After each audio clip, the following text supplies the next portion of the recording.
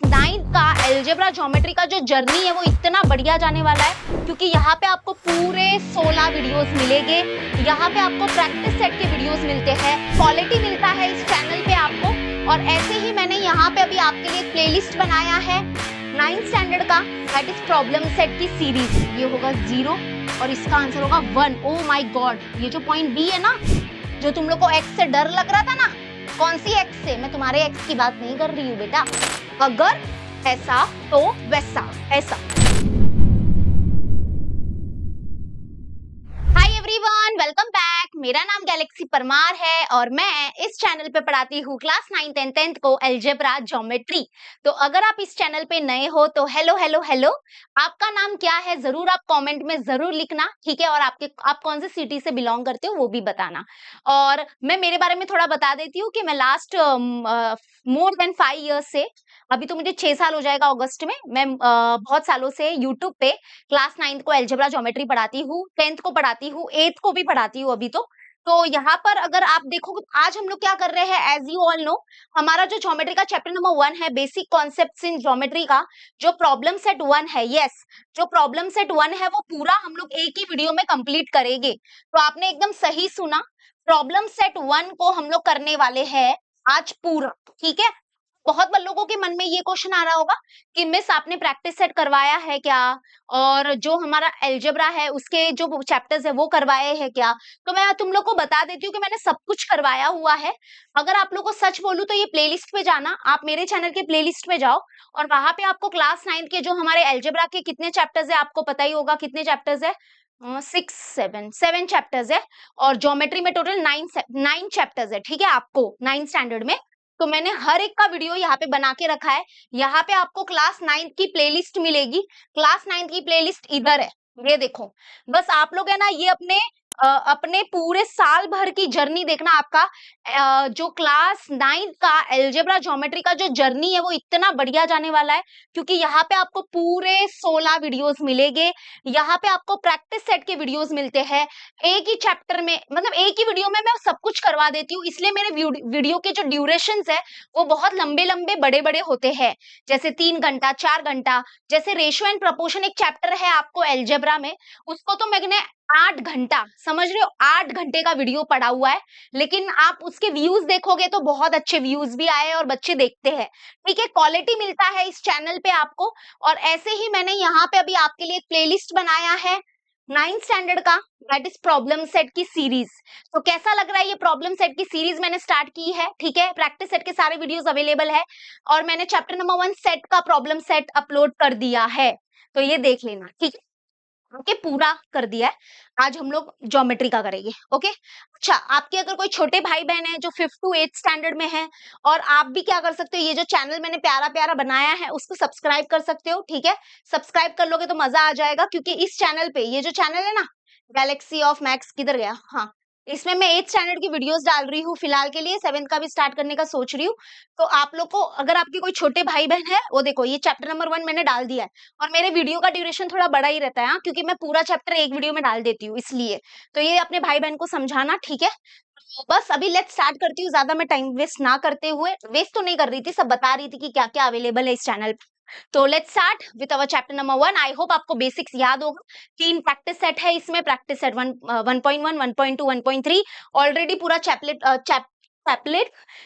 नहीं, chapter uploaded किया हुआ है, ओके? चलो let's start with our first question. जैसे कि फर्स्ट क्वेश्चन होता है एमसीक्यू। एमसीक्यू में दिया है, how many mid point does a segment have? बताइए, सब लोग कमेंट में आंसर करिए। ऑप्शन कौन सा? देखो, सेगमेंट क्या होता है, ये रहा सेगमेंट, ठीक है? सेगमेंट मतलब वो होता है जिसके एंड पॉइंट्स होते हैं, तो ये ए और बी जो है उसके एंड पॉइंट्स है। और देखो, लाइन और सेगमेंट में डिफरेंस क्या होता है? लाइन जो होता है वो बोथ दोनों तरफ से एक्सटेंड होता है, लेकिन सेगमेंट लाइन का टुकड़ा होता है। सेगमेंट है ना, ये लाइन का पार्ट होता है। तो सेगमेंट क्या होता है? ये फिक्स होता है, ये फाइनाइट होता है, इसका एक पर्टिकुलर लेंथ होता है। देखो, मैं थोड़ा है ना, क्या करती हूँ ना, बीच में बेसिक्स भी बता देती हूँ। हाँ, तो ये जो सेगमेंट होता है उसके कितने मिड पॉइंट्स हो गए? मिड पॉइंट मतलब एक ऐसा पॉइंट जो इस सेगमेंट को 2 इक्वल पार्ट में डिवाइड करेगा, ठीक है? तो कितने मिड पॉइंट होते हैं? अगर एक सेगमेंट है उसको कितने मिड पॉइंट हो गए बताइए, कमेंट में बताइए। तो एक सेगमेंट को बेटा एक ही मिड पॉइंट होगा, तो how many mid point does a segment have? Only one is the answer, एक ही मिड पॉइंट होगा, ठीक है?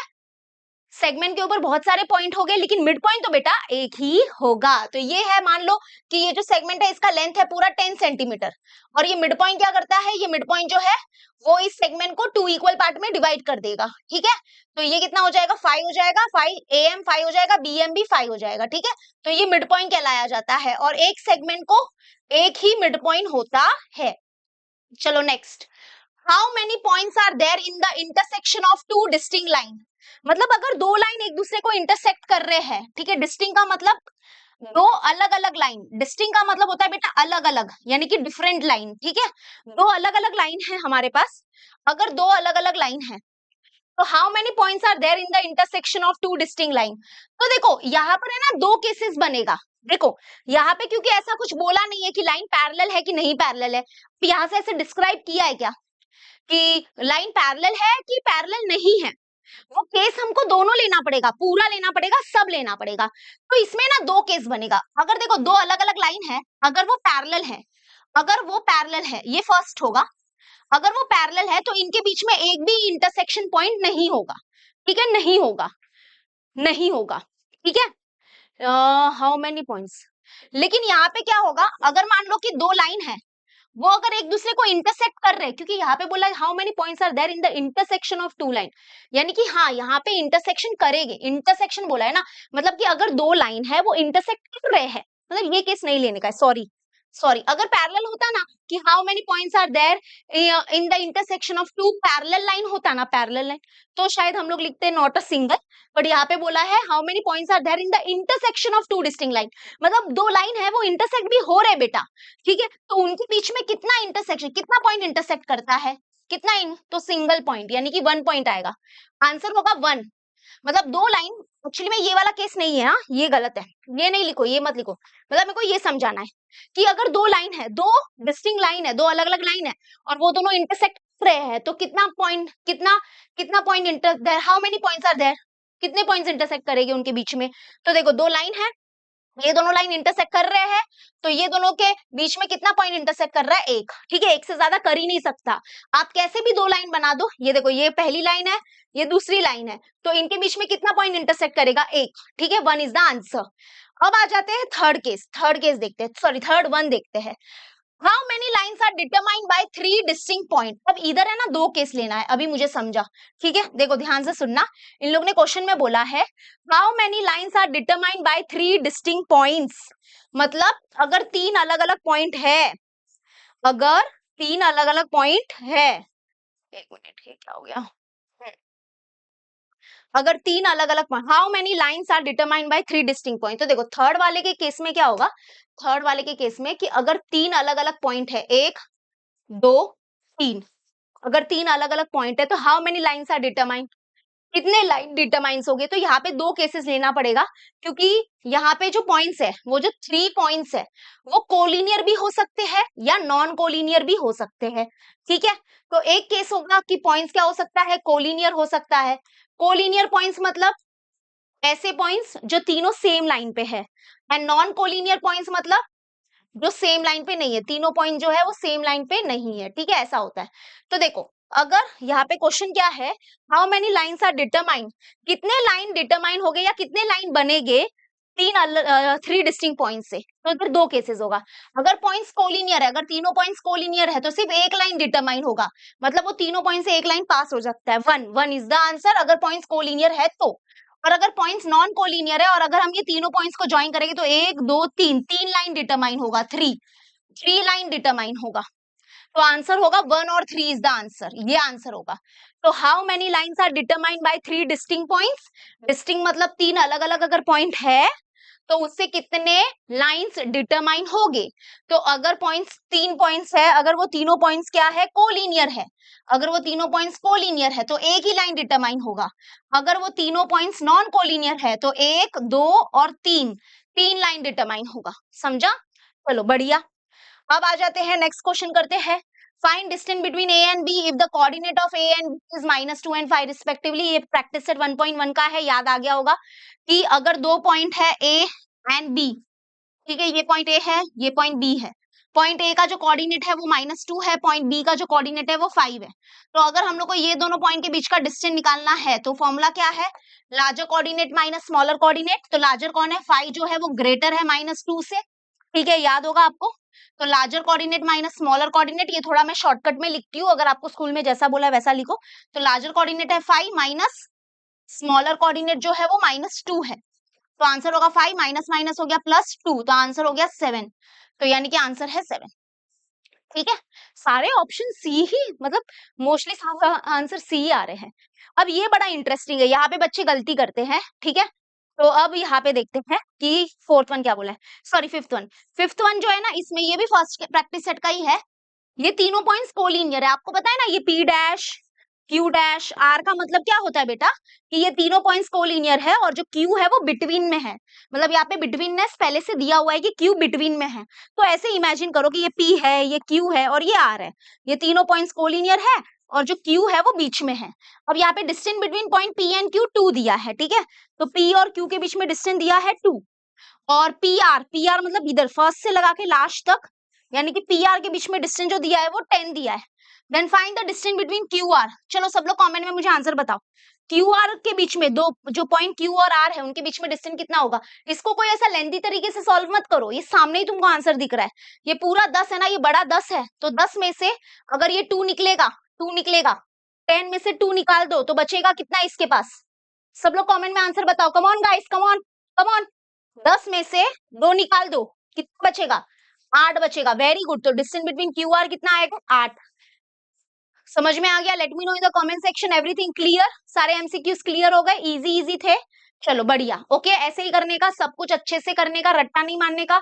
देखो क्वेश्चन चेंजेस होके भी आ सकता है, नंबर चेंज हो सकता है, आपके कॉन्सेप्ट हमेशा परफेक्ट होने चाहिए और क्वेश्चन जरूर पढ़ना। ये देखो थर्ड वाला जो क्वेश्चन है ना, उसको टीचर ट्विस्ट करके भी लिख सकते हैं, क्योंकि मैंने भी अपने ऑफलाइन क्लासेस में लिखा था। अगर ऐसा क्वेश्चन होगा, how many lines are determined by 3 collinear points, अगर होगा, अगर सिर्फ कोलिनियर दिया है कि how many lines are determined by 3 collinear points, अगर 3 पॉइंट्स कोलिनियर है तो कितने लाइन डिटरमाइन हो गए, तो सिर्फ आंसर कभी 1 ही आएगा।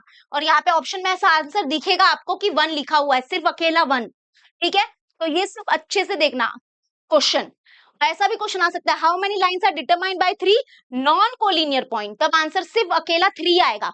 1 और 3 कब आएगा, दोनों मिक्स आंसर कब आएगा, जब लाइन के बारे में, सॉरी यहाँ पे पॉइंट्स है, how many lines are determined, हाँ, जब पॉइंट के बारे में डिस्क्राइब नहीं किया है कि वो कोलिनियर है कि नॉन कोलिनियर है। अगर वो कुछ नहीं डिस्क्राइब किया है तो 2 आंसर्स लिखने के, लेकिन अगर पॉइंट्स बताया है कि कोलिनियर है कि नॉन कोलिनियर पॉइंट्स है, तो आपको आंसर सिर्फ एक ही लिखना पड़ेगा अकॉर्डिंग टू जो रहेगा, ठीक है। ऐसे समझना, क्योंकि ये ट्विस्ट करके टीचर देते हैं। चलो लेट्स स्टार्ट। ओ हाँ, ये बात तो मैं बताना भूल ही गई कि हमारा ऑनलाइन पेड बैच भी है बेटा, आप आ जाओ सब लोग। तो विक्ट्री बैच है हमारा, विक्ट्री बैच है, विक्ट्री 5.0 5.0, ठीक है। ये 5वां बैच है हमारे क्लास 9 का। जैसे कि आप लोग को पता है कि हमारा ऑनलाइन बैच है, जिसमें हम 8th standard, 9th standard, 10th standard, 11th standard, 12th standard, हम सारे स्टैंडर्ड का ऑनलाइन बैच लेते हैं। अगर आपको कोई ऑनलाइन बैच आप सर्च कर रहे हो तो we have a best teachers of Maharashtra state board. और ये बैच में कौन आ सकता है, English medium and semi English medium वाले जो बच्चे हैं वो सब आ सकते हैं, क्योंकि हम सारे सब्जेक्ट का ये बैच देते हैं। ऐसे जूम पे हमारे doubt clearing session and all होते रहते हैं, ठीक है। वैसे जो हमारे लेक्चर्स है वो कहाँ पे होते हैं, उसके लिए आपको नीचे डिस्क्रिप्शन में इजी लर्निंग का ऐप इंस्टॉल करना होगा, वहां पे स्टोर के सेक्शन में जाके आप विक्ट्री बैच में एनरोल कर लो। वहां पे हमारे इजी लर्निंग पे सारे लेक्चर्स होते हैं, और ऐसे ये डाउट क्लियरिंग सेशन हम लेते रहते हैं, ठीक है, ये अलग है। उसके बाद नेक्स्ट आ जाते हैं, नेक्स्ट है, हाँ, बच्चे बोलेंगे कि हम बैच में आए क्यों, क्योंकि देखो हमने बहुत अच्छे हमारे क्लास 9th में भी रिजल्ट लाए हैं। ये देखो एक बच्ची है अदिति, जिसने लाया है 99.16% हमारे बैच में से पढ़ के ही, ठीक है। फिर यहाँ पे और आप रिजल्ट देख सकते हो, 96.50, 98.83%, यहाँ पे देखो 90.33%, 91.5%, ये सेमिस्टर 1 सेमिस्टर 2 के मार्क्स आपको सब दिखा रही हूं मैं। यहाँ पे देखो 96.83%, 94%, ये देखो ये मयूरी, ठीक है।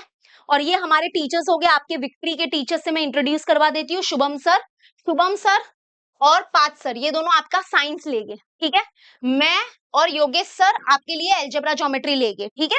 मोस्टली मैं लेने वाली हूँ अलजेब्रा ज्योमेट्री, सर कभी कभी बीच में आपको कोई पर्टिकुलर चैप्टर पढ़ाएगी, ऐसा होगा।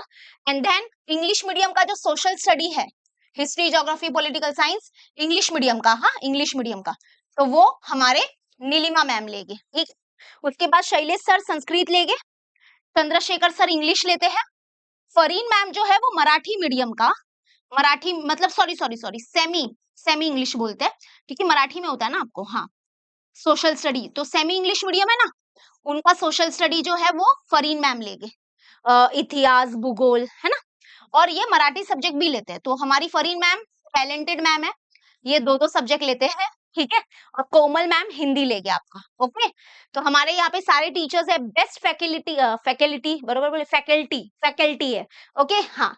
और ये है नंबर, अगर आपको कुछ इंक्वायरी करनी है बेटा, कुछ डाउट पूछना है तो डाउट पूछो, अपने मन में जो क्वेश्चंस है वो क्लियर आउट करो और फटाफट बैच में आ जाओ। I am very very excited कि मैं आपको लाइव पढ़ाऊं। हमारे बैच में बहुत अच्छे अच्छे फैसिलिटीज है, रेज अ हैंड करके ऑप्शन है, मतलब आप अपना हैंड रेज करके हमसे डाउट पूछ सकते हो, बोल के, वो भी तो ऐसी छोटी छोटी फैसिलिटीज है, बहुत अच्छा है। पर्सनली सारे टीचर्स के नंबर दिए जाएंगे आपको, आप मुझसे पर्सनली बात कर सकते हो अगर आपको कुछ डाउट होता है तो ये सब फैसिलिटीज आपको मिलेगी, तो आना जरूर, ठीक है। चलो अब स्टार्ट करते हैं हम लोग आगे क्वेश्चन नंबर 2 में।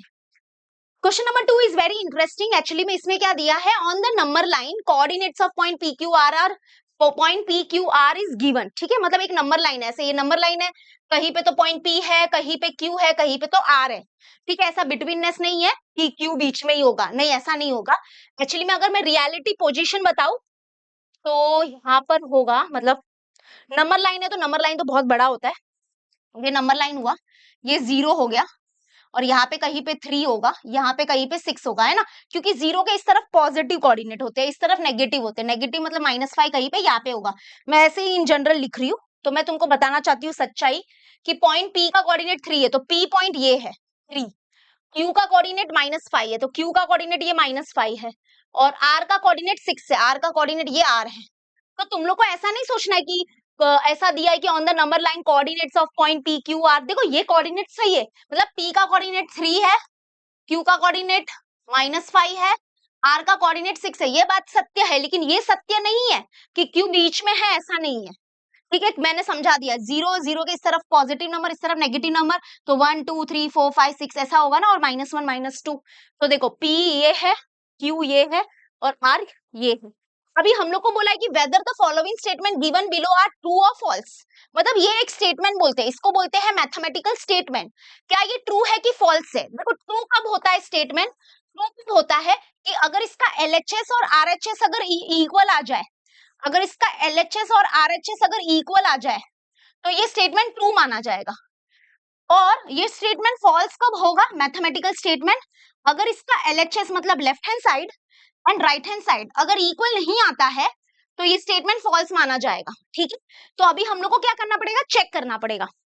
तो उसके लिए यहाँ पे देखो हम लोग को क्या निकालना पड़ेगा, पहले डिस्टेंस निकाल के रखना पड़ेगा, जैसे कि हमारे पास पॉइंट पी क्यू आर के कोऑर्डिनेट है, तो अभी हमको डिस्टेंस निकालना पड़ेगा पहले, उसके बाद ही हम ट्रू और फॉल्स चेक कर पाएंगे। क्या निकालना पड़ेगा, डिस्टेंस, किसका डिस्टेंस, 3 डिस्टेंस निकालेंगे, डिस्टेंस बिटवीन पी क्यू के बीच का distance, distance between P Q, P R, Q R, 3 distance होते हैं, पॉसिबिलिटी 3 का ही है। जैसे कि अगर पॉइंट पी क्यू आर है ना, तो हम क्या करेंगे, डिस्टेंस बिटवीन पी क्यू निकालेंगे, पी आर निकालेंगे और क्यू आर निकालेंगे, ठीक है। तो चलो पहले डिस्टेंस निकालते हैं, उसके बाद ही हम ये चेक कर पाएंगे कि जो गिवन स्टेटमेंट है वो ट्रू है कि फॉल्स है, ठीक है। कैसे करते हैं चेक, देखो अभी तुम लोग, सबसे पहले आई होप आपको ये ट्रू और फॉल्स वाला समझा कि ट्रू एंड फॉल्स कब होता है, लेकिन ये चेक करने से पहले क्या करना पड़ेगा, सब लोग कमेंट में बताओ, हाँ डिस्टेंस निकालना पड़ेगा टीचर, यस। इसको साइड में खिसका देती हूँ, ये भी तुम लोग अपने बुक में लिख के रख दो इसका, ठीक है। Let's start. अभी मैं कौन सा स्टार्ट कर रही हूँ, फर्स्ट वन नहीं स्टार्ट कर रही हूँ, पहले डिस्टेंस निकालते हैं। तो जैसे कि आप लोग को यहाँ पे हम लोग थोड़ा सा इंट्रोडक्शन में लिख देते हैं, द कोऑर्डिनेट, पता नहीं स्कूल में कैसा लिखा है वो देख लो आप, the coordinate of point, the coordinate of point P is what 3, उसके बाद मेरे को कंटाला आ रहा है तो मैं ऐसे फटाफट लिख देती हूँ, द कोऑर्डिनेट ऑफ पॉइंट, आप ऐसे ऐसे एग्जाम में ऐसे नहीं कर सकते, आप पूरा स्पेलिंग लिखना, देखो तुम लोग ऐसे कर दोगे और फिर मेरे ऊपर ब्लेम आ जाएगा कि हाँ हमको तो गैलेक्सी मिस ने ही बोला था, गैलेक्सी मिस कुछ नहीं बोलती है, ठीक है। The coordinate of point Q, Q क्या है -5, and the coordinate of point R, R क्या है 6 है, ठीक है। अब सबसे पहले हम लोग किसके बीच का डिस्टेंस निकालते हैं, PQ के बीच का डिस्टेंस निकालते हैं। तो तो डिस्टेंस बिटवीन पी क्यू क्या हो जाएगा, distance between P Q formula क्या है हमारा, larger coordinate minus smaller coordinate. तो देखो पी का कोऑर्डिनेट और क्यू का कोऑर्डिनेट कंपेयर करो, कौन लार्जर है, लार्जर 3 है ना, लार्जर 3 है। तुम लोग को अगर ऐसे लिखना है ना तो ऐसे लिख सकते हो 3 इज ग्रेटर देन -5, वो आपकी मर्जी, आपको लिखना है तो ठीक है। लार्जर कोऑर्डिनेट है 3 माइनस स्मॉलर कोऑर्डिनेट है -5, तो ये हो जाएगा 3 माइनस माइनस हो गया +5, तो ये हो जाएगा 8। ठीक है, तो पी क्यू के बीच का डिस्टेंस निकाला, अभी क्यू आर के बीच का डिस्टेंस निकालते हैं, क्यू आर। तो क्यू आर के बीच का डिस्टेंस निकाले के formula same, larger coordinate minus smaller coordinate. तो क्यू और आर में लार्जर कौन है स्मॉलर कौन है, 6 ना, इधर किधर तो लिख दो ये स्टेप, 6 इज ग्रेटर देन -5, मतलब ये वाला हम लोग को एक्चुअली में लिखना भी चाहिए, तो ये थोड़ा लिख देते हैं।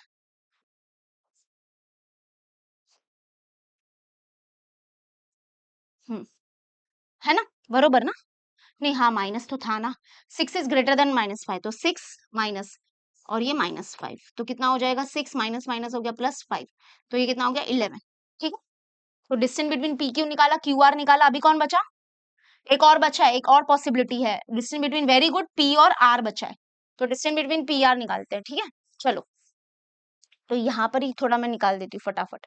तो distance between P R, P और आर में बड़ा कौन है, 6, मतलब कोऑर्डिनेट देखोगे तो 6 इज ग्रेटर देन 3, तो distance between P R is equal to larger coordinate minus smaller coordinate, तो लार्जर है 6 माइनस स्मॉलर है 3, तो ये हो जाएगा 3।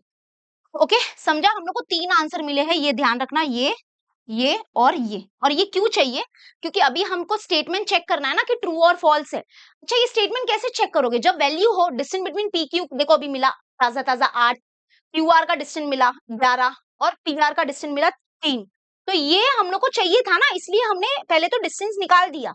अब हम जाके फाइनली चेक करेंगे कि क्या सीन है, ये स्टेटमेंट ट्रू है कि फॉल्स है। ठीक है, देखो तो सबसे पहले आ जाते हैं, स्टार्ट करते हैं with the first mathematical statement, first one करेंगे तो उसमें सबसे पहले एलएचएस कंसीडर करेंगे। देखो ऐसे ही लिखने का एलएचएस, अभी तुम्हारे स्कूल में कैसे सिखाया वैसे लिखने का काम। देखो मेरा मेरा मेरा क्या है मोटो कि मैं आपको कॉन्सेप्ट अच्छे से समझा रही हूँ, बाकी अगर लिखने का थोड़ा 19-20 होता है, आपके स्कूल के टीचर जैसा बोलते हैं वैसा लिखा तो चलता है। ठीक है, तो मैं एलएचएस पहले अज्यूम कर रही हूँ, एलएचएस मतलब लेफ्ट हैंड साइड, तो ये हमारा डिस्टेंस बिटवीन पी क्यू है plus distance between Q are है, तो ये कितना हो जाएगा, पी क्यू कितना है 8 और प्लस क्यू आर कितना है 11, तो 8 प्लस 11 कितना हुआ 19, तो ये एलएचएस आ गया 19। ठीक है, अभी राइट हैंड साइड, तो राइट हैंड साइड क्या है, राइट हैंड साइड में सिर्फ यही है, that is distance between P are, तो डिस्टेंस बिटवीन पी आर कितना है, दैट इज 3, इसको दे देंगे इक्वेशन नंबर 2।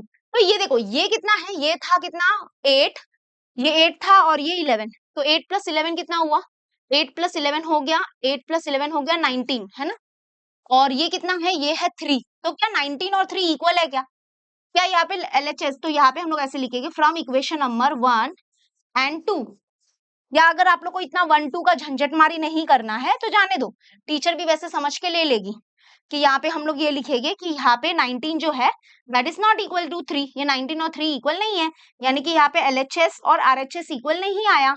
अगर इक्वल नहीं आया मतलब यहाँ पे ये जो distance between P Q plus distance between Q R जो है that is not equal to distance between P R, है ना, यहाँ पे तो इन लोग ने इक्वल डाला है बट ये नॉट इक्वल है, तो therefore the given mathematical statement is false, मतलब ये जो स्टेटमेंट है ना ये ऊपर वाला, the mathematical statement is false, तो फर्स्ट वाला क्या निकला, फॉल्स निकला, क्योंकि लेफ्ट हैंड साइड और राइट हैंड साइड इक्वल नहीं आया। तो ये पूरा ऐसे लिखने का तरीका है, वरना आपके स्कूल में जैसा बोला है वैसा लिखो, मुझे कोई प्रॉब्लम नहीं है। ठीक है, चलो now let's start with the next sum, next sum नहीं मतलब इसी का सेकेंड पार्ट करते हैं।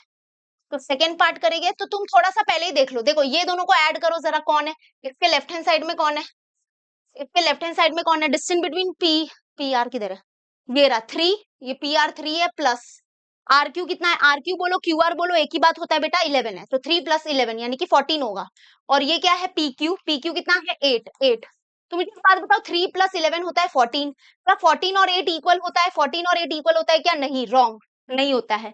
इसका मतलब यहाँ पर भी जो एलएचएस है आरएचएस है इक्वल नहीं आएगा, सो therefore the given statement is, ये भी फॉल्स निकलेगा। ठीक है, ये भी क्या निकलेगा 8 9 10 11। चलो तो कैसे लिखोगे, लेफ्ट हैंड साइड लिखो, ये लिखो, तो distance between P are, left मतलब इक्वल के इस तरफ वाले को लेफ्ट बोलते हैं, लेफ्ट हैंड साइड बोलते हैं, और ये ठीक है इतना ही लिखने का, फिर यहाँ पे ये 3 है प्लस वो देखो उधर से ये सब वैल्यू कहाँ से लिख रहे हैं, इस इधर से लिख रहे हैं। ये 3 + 11, 3 + 11 क्या हो गया 14। इसको दे देंगे, इक्वेशन नहीं देना है मत दो, देना है दो बिंदास। और RHS, ठीक है, RHS। तो RHS क्या होगा, RHS कितना है, ये रहा डिस्टेंस बिटवीन PQ, ठीक है। तो अब डिस्टेंस बिटवीन PQ कितना है, PQ कितना है 8, 8। तो यहाँ पे देखो ये 14 आया और ये 8 आया, तो 14 इज नॉट इक्वल टू 8, यानी कि LHS is not equal to RHS। तो हम क्या बोलेंगे, therefore the given mathematical statement, the given mathematical statement की जरूरत नहीं है, सिर्फ इतना ही लिखो, the given statement is false, ठीक है, इज फॉल्स। समझ में आ गया, ये भी फॉल्स निकले। ओके, नेक्स्ट आ जाते हैं थर्ड वाला, देखते हैं थर्ड वाला। ये थर्ड वाला है, वो फोर्थ वाला है, थर्ड वाला करेंगे। तो ये LHS लेके हम लोग, LHS is equal to distance between RP plus distance between PQ। जरा एक बार चेक करो ये ट्रू है कि फॉल्स है। चलो तुम लोग को मैं 2 मिनट का टाइम दे रही हूँ, 2 मिनट अपने वीडियो को पॉज कर लो, अपने वीडियो को पॉज कर लो और फटाफट मुझे आंसर बताना कि ये ट्रू है कि फॉल्स है, ठीक है। मैं तब तक यहाँ पे अरेंज कर रही हूँ। ये यहाँ पे LHS ये है, ठीक है। यहाँ पे बस ये है कि इधर माइनस आया, तो ना माइनस आया तो कोई डरने का नहीं, वो कुछ नहीं है, वो इजी है। तो यहाँ पे माइनस आ गया तो क्या हुआ, ये LHS हुआ और ये RHS हुआ, ठीक है। बताओ थर्ड वाला क्या निकला, थर्ड वाला ट्रू निकला कि फॉल्स निकला। वेरी गुड, ट्रू निकलेगा, वेरी गुड, सुपर। जिसने आंसर दिया है वेरी गुड, क्योंकि ये देखो ये RP के बीच का जो डिस्टेंस है, RP है 3 और PQ है 8, है ना। तो यहाँ पे ये RP है 3 और प्लस ये 8, तो 3 + 8 कितना हो गया 11। और ये डिस्टेंस बिटवीन QR देखो 11 है बीच वाला, तो यहाँ पे क्या है 11 इज इक्वल टू 11। इसका मतलब यहाँ पे LHS और RHS इक्वल आ गया। इसका मतलब ये स्टेटमेंट जो है वो ट्रू है। तो distance between RP plus distance नहीं क्या है, हाँ plus distance between PQ, distance between PQ is equal to distance between RQ, ये सही है, ठीक है। तो therefore the given statement is true, the given statement is true, ठीक है। क्लियर हुआ, एक ही अभी तक एक ही ट्रू निकला। अब इधर देखो ये कुछ ऐसा कुछ हार्ड नहीं है, वैल्यू बस पुट करो। PQ के बीच का डिस्टेंस कितना है, 8, तो इधर 8 आएगा is equal to sorry minus PR के बीच का डिस्टेंस कितना है, PR 3 है, तो 8 है और ये 3 है, तो 8 में से 3 गया तो 5। और डिस्टेंस बिटवीन QR कितना है, QR 11 है, ये 11 है, तो इधर 11। तो यहाँ पे देखो 5 और 11 आया, क्योंकि इसमें कुछ नहीं है, ये सेम ही है, बस क्या है ना बाकी सब में प्लस था, इधर माइनस है। तो ये 5 और 11 है, तो 5 इज नॉट इक्वल टू 11, है ना। तो इसका मतलब यहाँ पे LHS is not equal to RHS। So ये सिंपल है ये पूरा लिखने का कि distance between PQ minus distance between PR is not equal to distance between QR, ये इक्वल नहीं है। So therefore the given statement is false, the given statement is false, ठीक है। तो मतलब सिर्फ एक ही ट्रू आया है, वो है थर्ड वाला, बाकी सब फॉल्स आया है। बट आपको आई होप समझ में आ गया हो, पहले ये वाला पार्ट करने का एग्जाम में, फिर ये अभी आया। अगर एक भी आया ना, अगर एक भी आया कि क्या ये जो स्टेटमेंट है वो ट्रू है कि फॉल्स है बताओ, तो भी आपको ये वाला पार्ट तो करना ही पड़ेगा ना, वैल्यू तो चाहिए रहेगी ना। चलो नेक्स्ट आ जाते हैं question number 3। Coordinates of some pairs of points are given below, hence find the distance between each pair. मतलब यहाँ पे ये कुछ पॉइंट्स के कोऑर्डिनेट्स है और हमको ये दोनों पॉइंट्स के बीच का डिस्टेंस निकालना है, ठीक है। तो यहाँ पे नाम तो नहीं दिया है पॉइंट्स के, हमेशा आपको तो पता ही होगा कि पॉइंट्स को हम लोग डिनोट करते हैं कैपिटल लेटर से, तो यहाँ पर हम लोग को कुछ तो कैपिटल लेटर जैसा कुछ लेना पड़ेगा। ओके, तो वैसे लेके हम इसको सॉल्व करेंगे। चलो पानी ब्रेक, फटाफट पानी पी लो, पानी तो बनता है भाई, प्यास लगी है। तो चलो करते हैं अभी, आई थिंक आपने पानी वगैरह पी लिया, मस्त। Okay let's start. तो अभी यहाँ पे कुछ पॉइंट्स का नाम ले लेते हैं, जैसे ये पॉइंट A है और ये पॉइंट B है। अगर आपने लिया नहीं लिया, बट लेना पड़ेगा ना, कि डिस्टेंस निकालते तो ऐसा हम लोग लिखते हैं ना, distance between point A and B is equal to, तो ये पॉइंट ही नहीं होगा तो मतलब कैसे लिखेंगे ना, है ना।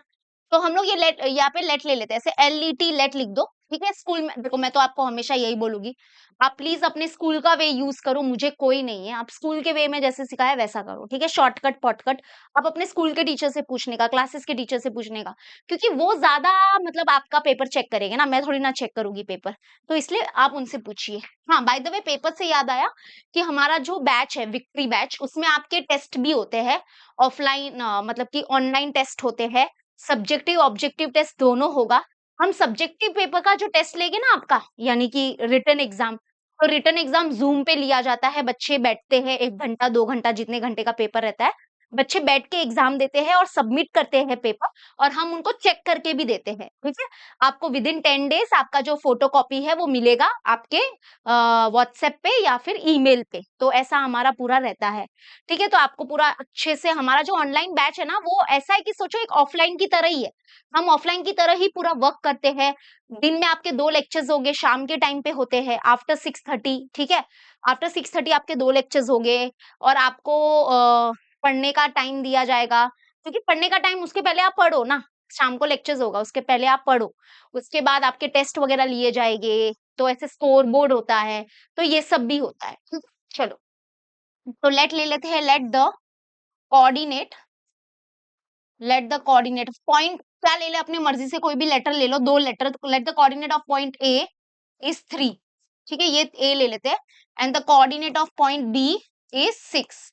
तो हमको ये दोनों पॉइंट के बीच में क्या निकालना है, डिस्टेंस, अगर डिस्टेंस निकालना है तो कंपेयर करना पड़ता है, तो 6 ना, 6 इज ग्रेटर देन 3, तो डिस्टेंस बिटवीन ए बी कितना हो जाएगा, डिस्टेंस बिटवीन ए बी हो जाएगा, लार्जर कोऑर्डिनेट ये है माइनस स्मॉलर कोऑर्डिनेट, ठीक है, ये तो अभी समझ में आ ही गया होगा, तो ये आंसर आ गया 3। इजी है कि नहीं, सब लोग कमेंट में बताओ, इजी है कि नहीं, ये तो बहुत इजी है ना, आप बोलोगे अरे इतना इजी है ये तो, हाँ, तो ये सब आई थिंक हो जाएगा। प्रॉब्लम सिर्फ बच्चों को है ना 5th वाले में आता है, तो इधर मैं फर्स्ट वन लिख देती हूँ, फर्स्ट वन, अभी जैसे सेकंड वाला है, सेकंड वाला है, ठीक है, तो यहाँ पे है ना, पहले तो पॉइंट्स के कुछ भी 2 नाम लिख दो, लेट वाला है ना, ये पार्ट बार बार चाहिए रहेगा अपने को, लेट द, लेट द, ठीक है, ऐसे,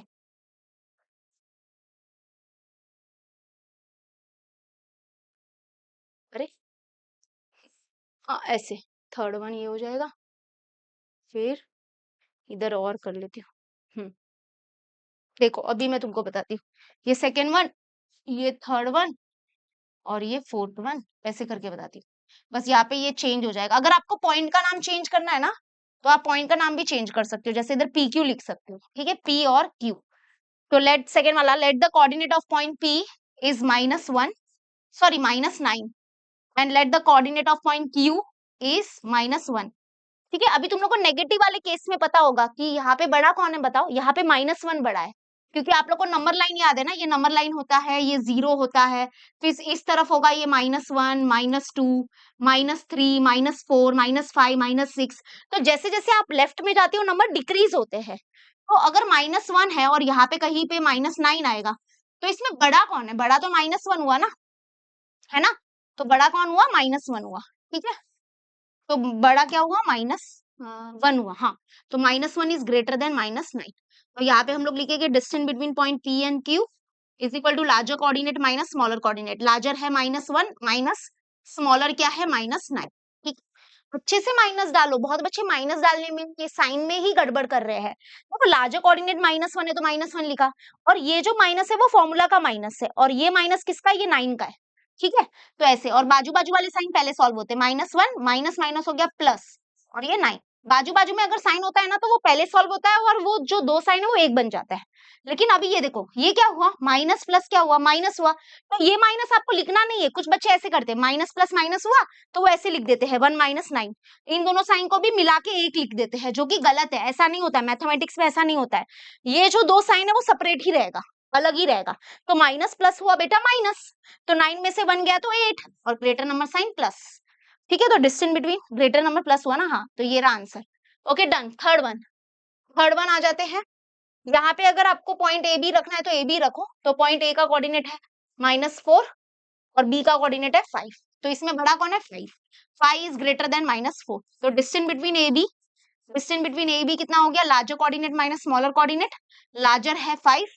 माइनस स्मॉलर कितना है, -4, तो कितना हो गया, 5 माइनस माइनस हो गया प्लस, और ये 4, तो ये आ गया 9, ठीक है, और बाकी 0 और -2, चलो लेट द, इसमें भी ए बी नाम ही रख रही हूँ, तो let the coordinate of point A is 0 and let the coordinate of point B is -2, तो कौन बड़ा है, ऑब्वियसली नेगेटिव नंबर से तो 0 बड़ा है, तो 0 इज ग्रेटर देन -2, तो distance between A and B, formula होगा larger coordinate minus smaller coordinate, larger है 0 माइनस स्मॉलर कोऑर्डिनेट है -2, तो यहाँ पे क्या होगा, 0 माइनस माइनस हो गया +2, 0 + 2 2 होता है, ठीक है। तो द बेसिकली आपको मैंने अपने फर्स्ट वीडियो में बताया था, मतलब कि जो हमारा फर्स्ट प्रैक्टिस सेट का वीडियो था, कि दो पॉइंट के बीच का जो डिस्टेंस होता है वो हमेशा एक नॉन नेगेटिव नंबर होगा। नॉन नेगेटिव नंबर मतलब क्या होता है, कोई बताएगा मुझे कमेंट में, क्योंकि मैंने आपको बताया था कि दो पॉइंट के बीच का जो डिस्टेंस है वो हमेशा पॉजिटिव होता है, ये बोलना गलत है। पॉजिटिव नहीं होता है, दो पॉइंट के बीच का जो डिस्टेंस है वो पॉजिटिव नहीं होता है। दो पॉइंट के जो बीच का डिस्टेंस है वो हमेशा नॉन नेगेटिव होता है, non negative. Non negative numbers मतलब वो नंबर्स जैसे कि zero and plus positive numbers, zero और पॉजिटिव नंबर, जीरो भी आता है, जीरो एंड पॉजिटिव नंबर के कलेक्शन को बोलते हैं नॉन नेगेटिव नंबर। ओके, तो दो पॉइंट के बीच का जो डिस्टेंस होता है या तो आंसर जीरो आ सकता है या फिर पॉजिटिव नंबर। चलो अभी आ जाते हैं फिफ्थ वन। फिफ्थ वन जो जो बच्चों को यही हार्ड लग रहा होगा इस पूरे प्रैक्टिस सेट में, मुझे इस प्रैक्टिस सेट में नहीं, इस क्वेश्चन में, मुझे सच सच बताओ तुम इस क्वेश्चन के लिए तो नहीं आए हो मेरे पास सिर्फ, let me know in the comment section. तो यहाँ पे देखो, ये एक एक नंबर है, ये दूसरा नंबर है, ठीक है। अभी x प्लस थ्री आपको दिखने में लग रहा होगा कि अरे ऐसा कैसा नंबर है ये, बट लोग की मर्जी, छोड़ो। तो हम लोग यहाँ पे पहले तो लिख लेंगे the coordinate of point A. The coordinate of point A is, ये पहला पॉइंट ले लेते x प्लस थ्री, एंड दूसरा है the coordinate of point B, of point B is how much, is x minus three. अभी इसमें से बड़ा कौन है बताओ, ऑब्वियसली प्लस वाला पार्ट बड़ा होगा, तो ये बड़ा है, तो यहाँ पे हम लोग लिखेंगे x plus three is greater than x minus three. ठीक है। कोई बच्चा क्या करता है पता है, x को ही भूल जाता है और बस यही लिखता है कि मतलब हाँ three is greater than minus three, मतलब ये लिखता है three is greater than minus three. तो ये गलत है, मतलब तुमने x को कैसे छोड़ दिया, x को पीछे क्यों छोड़ दिया, x तो आएगा ही ना, x तो उसका पार्ट है, तो x तो आएगा ही ना, तो x से ये ग्रेटर हो गया। ठीक है। सो अभी हम लोग लिखेंगे देयरफॉर डिस्टेंस, फॉर्मूला क्या है, distance between point A and B is equal to larger coordinate minus smaller coordinate. तो लार्जर है ये x प्लस थ्री, और ब्रैकेट में लिखो, क्यों पता है, क्योंकि यहाँ पे दो टर्म है। ठीक है, larger coordinate minus smaller, smaller है ये x माइनस थ्री। तो यहाँ पे ब्रैकेट का बहुत इंपॉर्टेंट रोल है, क्योंकि यहाँ पे ना बीच में माइनस साइन है, तो ये माइनस साइन जब अंदर जाएगा ना, तो ये हमारे साइन अंदर जाएगा ना, माइनस माइनस, तो अंदर की साइन चेंज हो जाएगी। और अगर आप बिना ब्रैकेट लगाए सॉल्व कर रहे हो तो गलत है, गलत हो जाएगा, आपका कैलकुलेशन मिस्टेक हो जाएगा। तो ब्रैकेट जरूर लगाना इस क्वेश्चन में स्पेशली, तो यहाँ पे भी ब्रैकेट लगाओ और यहाँ पे भी ब्रैकेट लगाओ। और अभी हम क्या करेंगे, ओपन करेंगे ब्रैकेट को, तो यहाँ पे आएगा x प्लस थ्री, ये माइनस एक्स होगा, माइनस एक्स, और माइनस माइनस होगा बेटा प्लस, तो माइनस माइनस प्लस और ये थ्री। ठीक है, माइनस माइनस प्लस और ये थ्री, तो इसमें क्या होगा, प्लस एक्स माइनस एक्स, देखो ये प्लस में है तो प्लस एक्स, ये क्या हो जाएगा, ये देखो, ये प्लस एक्स और माइनस एक्स हो गया कैंसल। जो तुम लोग को एक्स से डर लग रहा था ना, कौन सी एक्स से, मैं तुम्हारे एक्स की बात नहीं कर रही हूँ बेटा, मैं इधर वाले एक्स की बात कर रही हूँ। तो ये जो एक्स से तुम डर रहे थे ना कब से, वो कैंसिल हो गया। तो आंसर क्या होगा, थ्री प्लस थ्री, तो थ्री प्लस थ्री नाइन लिख रही थी, देखो महान कलाकार हूं मैं भी, सिक्स, तो सिक्स। तो ये दोनों पॉइंट के बीच का जो डिस्टेंस होगा वो सिक्स होगा। क्लियर हुआ सबको, अभी समझ में आ रहा है। तो plus x minus x cancel हो गया। ठीक है, पहले ब्रैकेट लगाना, ब्रैकेट को ओपन करना, ये माइनस एक्स हुआ, माइनस माइनस हो गया प्लस, और ये three, plus x minus x cancel, three plus three six. Okay, अभी बाकी का आई थिंक ये दोनों तो हो ही जाएगा। इसमें बड़ा कौन है बेटा, ये होगा माइनस 25 जो होगा वो ग्रेटर होगा माइनस 47 से। तो अगर आप दो पॉइंट के बीच का डिस्टेंस निकालोगे, मैं थोड़ा फटाफट लिख देती हूँ, लार्जर कोऑर्डिनेट, ये लार्जर है, माइनस स्मॉलर कोऑर्डिनेट, स्मॉलर ये है।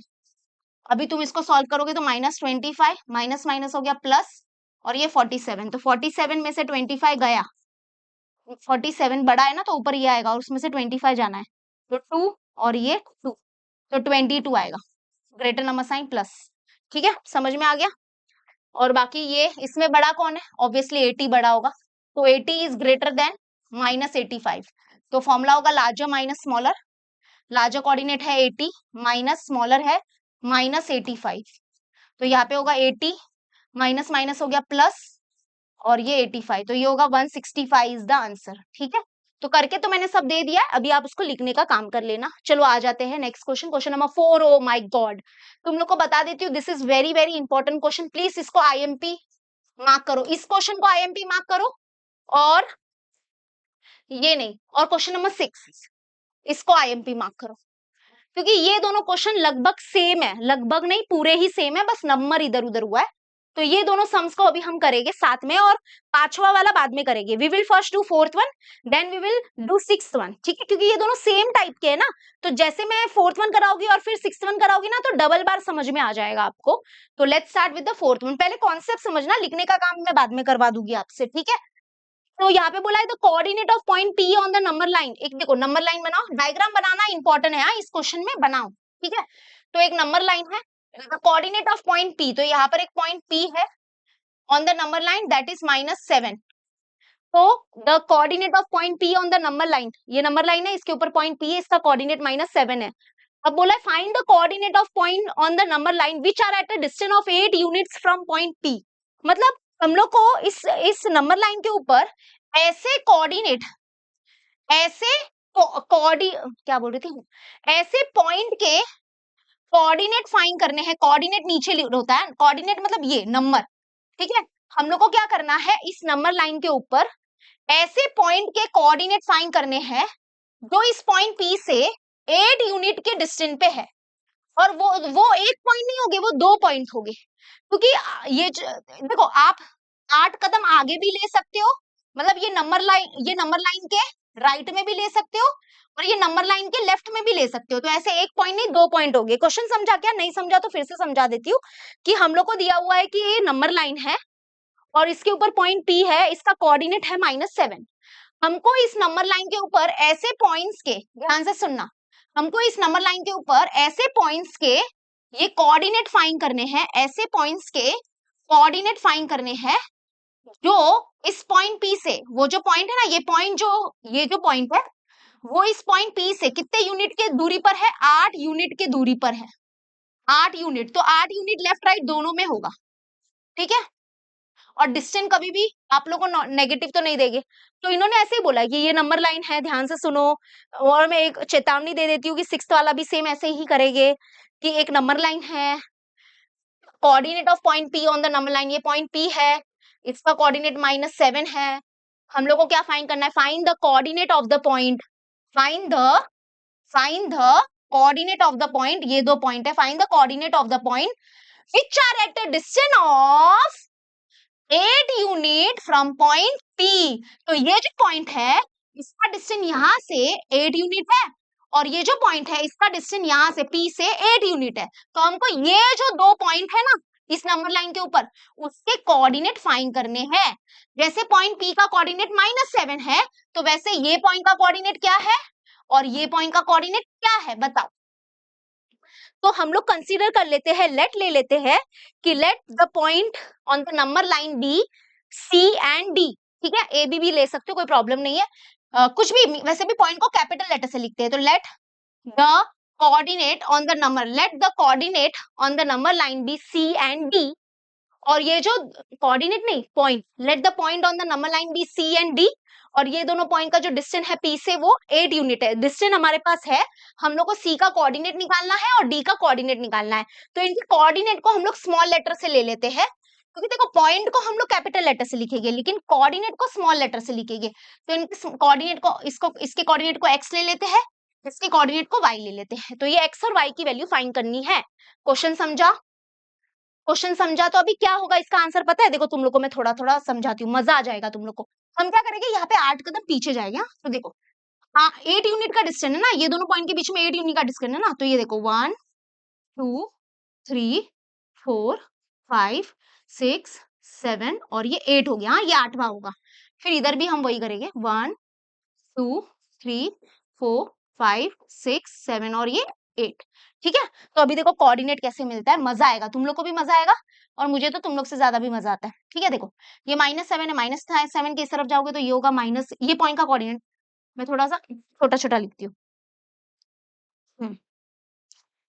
तो ये देखो ये पॉइंट जो है ना इसका कोऑर्डिनेट होगा -6, ये होगा -5, ये होगा -4, ये होगा -3, ये होगा -2, ये होगा -1, ये होगा 0 और इसका आंसर होगा 1। ओ माय गॉड, ये जो पॉइंट बी है ना उसका कोऑर्डिनेट 1 है, समझा। तो ये पॉइंट जो डी है वो इधर से 8 यूनिट के डिस्टेंस पे है पी से, और ये पॉइंट का जो कोऑर्डिनेट ना वो पूछा था 1। अभी इसका निकालते हैं। -7 है तो इस तरफ जाएगा ना, तो ये -8 -9 -10 -11 -12 -13, -14 और ये -15। तो देखो तुम लोग के टेक्स्ट बुक के पीछे आंसर्स देखो, आंसर क्या होगा पता है? -15 and 1, -15 and 1 are the answer. तो ये हमारे आंसर्स है। बट क्या आप एग्जाम में ऐसा लिख पाओगे क्या? नहीं। ये तो बच्चों वाला मैंने थोड़ा समझाया, तो अभी आप लोग को आई थिंक थोड़ा थोड़ा समझ में आ रहा होगा कि ये क्वेश्चन में बोला है कोऑर्डिनेट ऑफ पॉइंट पी दिया था हमको -7 और हमको क्या फाइंड करना था? Find the coordinate of the points. Points मतलब दो हो गए क्योंकि एस आया है, तो find the coordinates of the points which are at a distance of 8 unit, which are at a distance of 8 unit from point P. तो हमको क्या करना है? ये जो दो पॉइंट है ना, जो पॉइंट पी से 8 यूनिट के डिस्टेंस पे है, तो इसके हमको क्या निकालने थे? ये कोऑर्डिनेट निकालने थे, जो आंसर आ गया है -15 एंड 1। समझा? लेकिन अब इसको लिखते कैसे हैं? Let's understand. एक्चुअली में ना इसका लिखने का जो सोल्यूशन है ना, वो हर स्कूल में अलग अलग है। किसी किसी में तो बहुत शॉर्टकट में दिया है, किसी किसी में थोड़ा लॉन्ग कट में दिया है। तो चलो मैं देखती हूँ कि क्या करूंगी मैं, लेकिन ये मैं रखती हूँ क्योंकि ये बहुत इंटरेस्टिंग है ना, ये रखती हूँ मैं। ये तुम लोग के लिए रखती हूँ, तुम लोग इसको बाद में यूज कर लेना। मैं नया फिगर बनाती हूँ, ये छोटे छोटे नंबर्स वाला हमको नहीं लिखना है। तो हम लोग यहाँ पे एक फिर से नंबर लाइन बना देते हैं। एग्जाम में तुम लोग बनाओ, हाँ, एग्जाम में बनाने का ये सब, इस क्वेश्चन के लिए बनाओ, अच्छा रहता है। ठीक है, तो यहाँ पर हम एरो लगा देंगे, यहाँ पे एरो लगा देंगे। ये पी बीच में ही लिखो, ये पॉइंट पी है, इसका कोऑर्डिनेट -7 दिया है, और ये है पॉइंट सी और डी। सी डी लो, कुछ भी नाम ले सकते हो। ये पॉइंट सी जो है इसका डिस्टेंस पी से 8 यूनिट पे है, और ये जो पॉइंट डी है इसका यूनिट भी पी से 8 यूनिट के डिस्टेंस पे है। ठीक है, और इसका हम एक्स ले रहे हैं, हम अपने मर्जी से ये कोऑर्डिनेट ले रहे हैं। कोऑर्डिनेट को स्मॉल लेटर में लिखने का, एक्स एंड वाई, ये स्मॉल लेटर है। ठीक है, तो बस इतना ही बनाओ डायग्राम। अभी कैसे स्टार्ट करेंगे? स्टार्ट में इंट्रोडक्शन पहले लिखा जाएगा। इंट्रोड्यूस करो ना, फिगर में इंट्रोड्यूस करो, कि हम लोग बोलते हैं कि लेट पॉइंट, ऐसे सब लिखो, let point C and D, ये जो नए पॉइंट लिए ना C and D, let point C and D are at a distance of, are at a distance of, are at a distance of 8 unit, 8 units from point, from point P, from point P. तो तुम लोग मुझे एक बात बताओ कि ये सही लिखा है कि नहीं? मैंने, हमने क्या बोला कि ये जो पॉइंट सी एंड डी है जो नए है ना, पी का तो चलो इंट्रोडक्शन क्वेश्चन में ही है, बट पॉइंट हम लोग सी और D, let point C and D are at a distance of 8 unit from point P. ठीक है, फिर हम लोग कोऑर्डिनेट लिखेंगे। लेट ले लेते, ये कोऑर्डिनेट भी हमने अपने मर्जी से लिया, एक्स एंड वाई, तो लेट ले लेते, let the coordinate, let the coordinate of point C, of point C and point D, and point D be, be x and y respectively, x and y respectively. तो ये जो coordinate है, ये जो कोऑर्डिनेट है पॉइंट सी एंड डी का, उसमें से सी का कोऑर्डिनेट एक्स है और डी का कोऑर्डिनेट क्या है? Y respectively. अभी हम लोग को क्या करना है कि ये सी मतलब सी का कोऑर्डिनेट फाइंड करना है और डी का कोऑर्डिनेट फाइंड करना है। बहुत इजी है। तो हम क्या करेंगे, हम लोग को अगर ये एक्स की वैल्यू चाहिए, हम क्या कर रहे हैं, यहाँ पे 8 कदम क्या कर रहे हैं? पीछे जा रहे हैं, बरोबर। तो पीछे जा रहे हैं ना, ये पीछे हुआ ना, लेफ्ट पीछे हुआ, इसको बोलते हैं आगे जाना। तो हम क्या करेंगे पता है, अगर हमको x की वैल्यू चाहिए ना, मैं एकदम शॉर्टकट बता रही हूँ, आप प्लीज ध्यान से सुनना, ये शॉर्टकट है पूरा मस्त, लेकिन लिखोगे ना एग्जाम में मार्क्स मिलेगा आपको। तो देयरफॉर अगर मुझे x की वैल्यू चाहिए तो x इज इक्वल टू क्या होगा? x इज इक्वल टू क्या होगा? देखो, ये जो है ना -7 कोऑर्डिनेट देखना, ये इन दोनों में कंफ्यूज मत होना, पहले बता रही हूँ, ये लिखना -7 है ना, -7। तो हम यहाँ पे क्या कर रहे हैं? 8 कदम पीछे जा रहे हैं, राइट, ये 8 कदम पीछे जा रहे हैं। तो पीछे जा रहे हैं मतलब हम क्या करेंगे, ये -7 में क्या करेंगे? -8 करेंगे, पीछे जा रहे हैं इसलिए -8 करेंगे। और जब हम डी मतलब ये y की वैल्यू निकालेंगे ना, तो हम क्या करेंगे, ये -7 में क्या करेंगे, -7 तो लिखना ही है, हम यहाँ पे क्या करेंगे? 8 कदम आगे जा रहे हैं ना, तो हम यहाँ पे क्या करेंगे? +8 करेंगे। कब -8 करना है, कब +8 करना है, बस वो ध्यान रखो, बाकी तुम्हारा आंसर आ जाएगा। और यहाँ पे सीडी नहीं लिखना है, यहाँ पे एक्स और वाई लिखना है, ये छोटी छोटी डिटेलिंग देखो।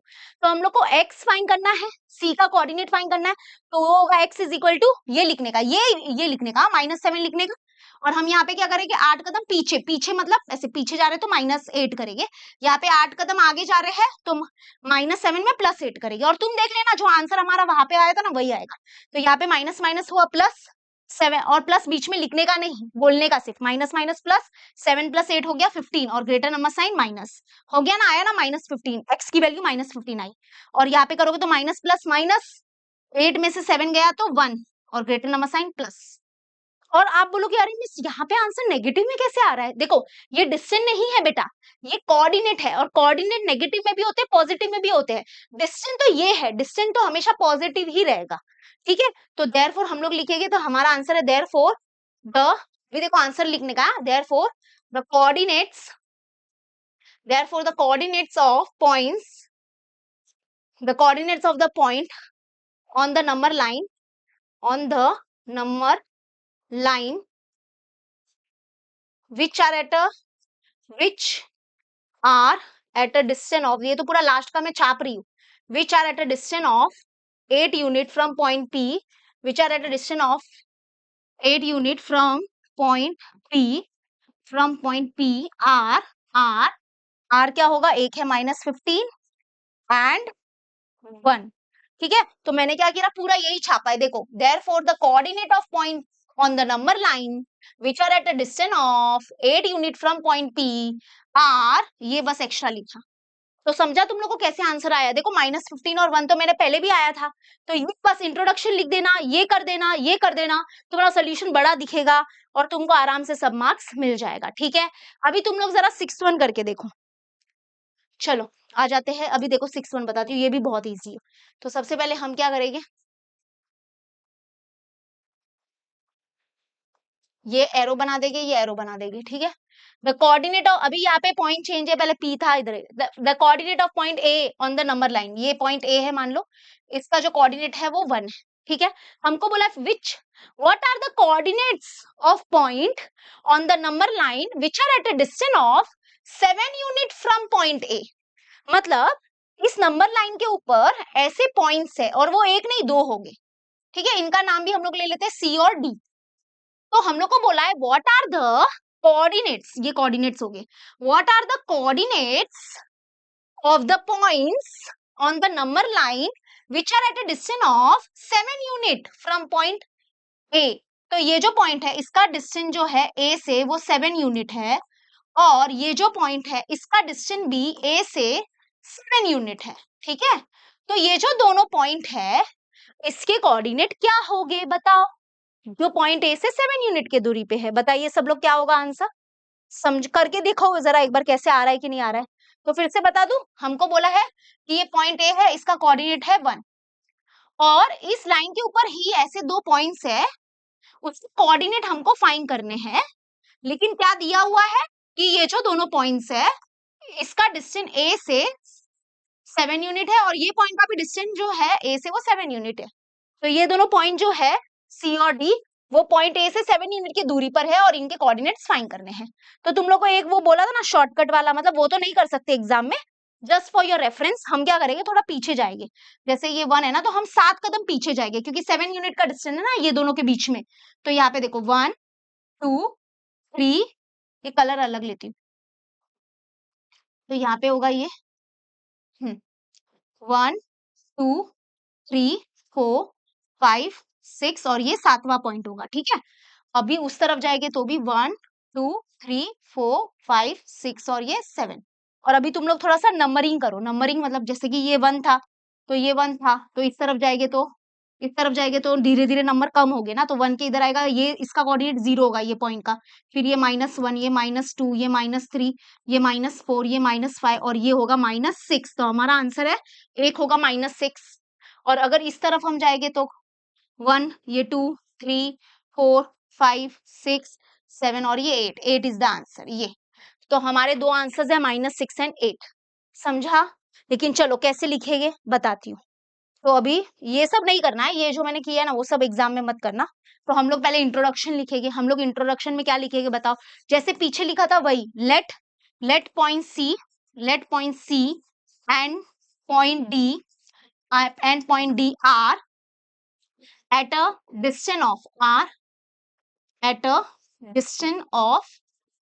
distance of 7 unit from point A,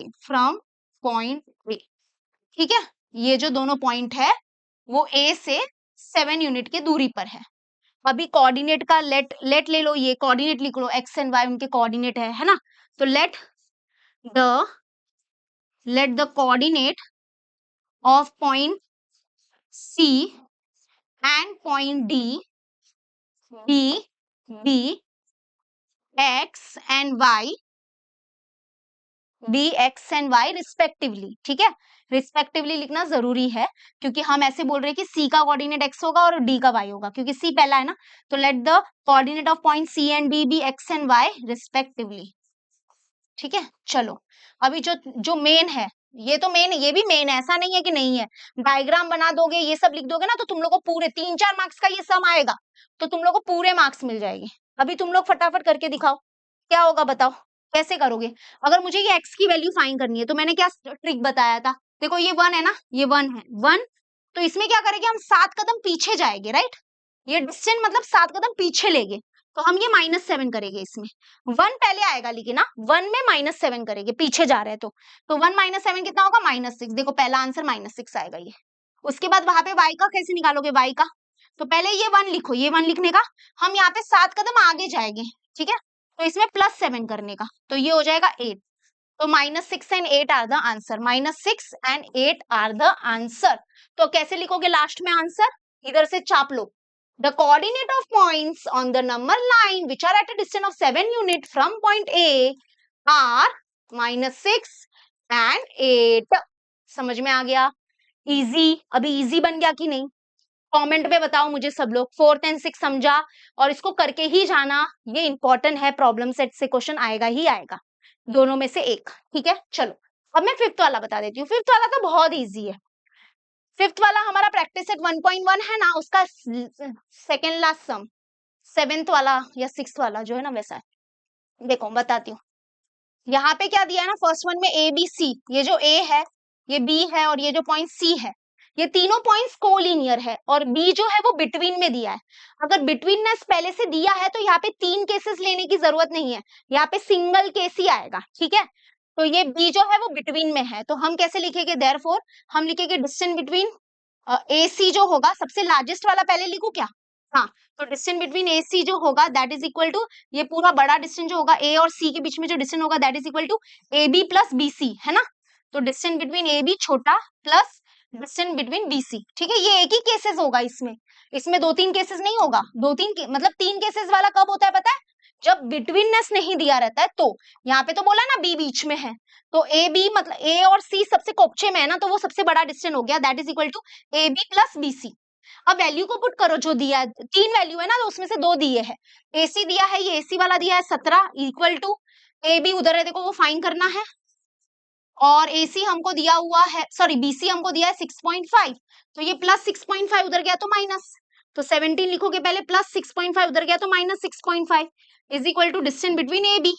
ठीक है, तो बताओ कितना आंसर आएगा, 17 है।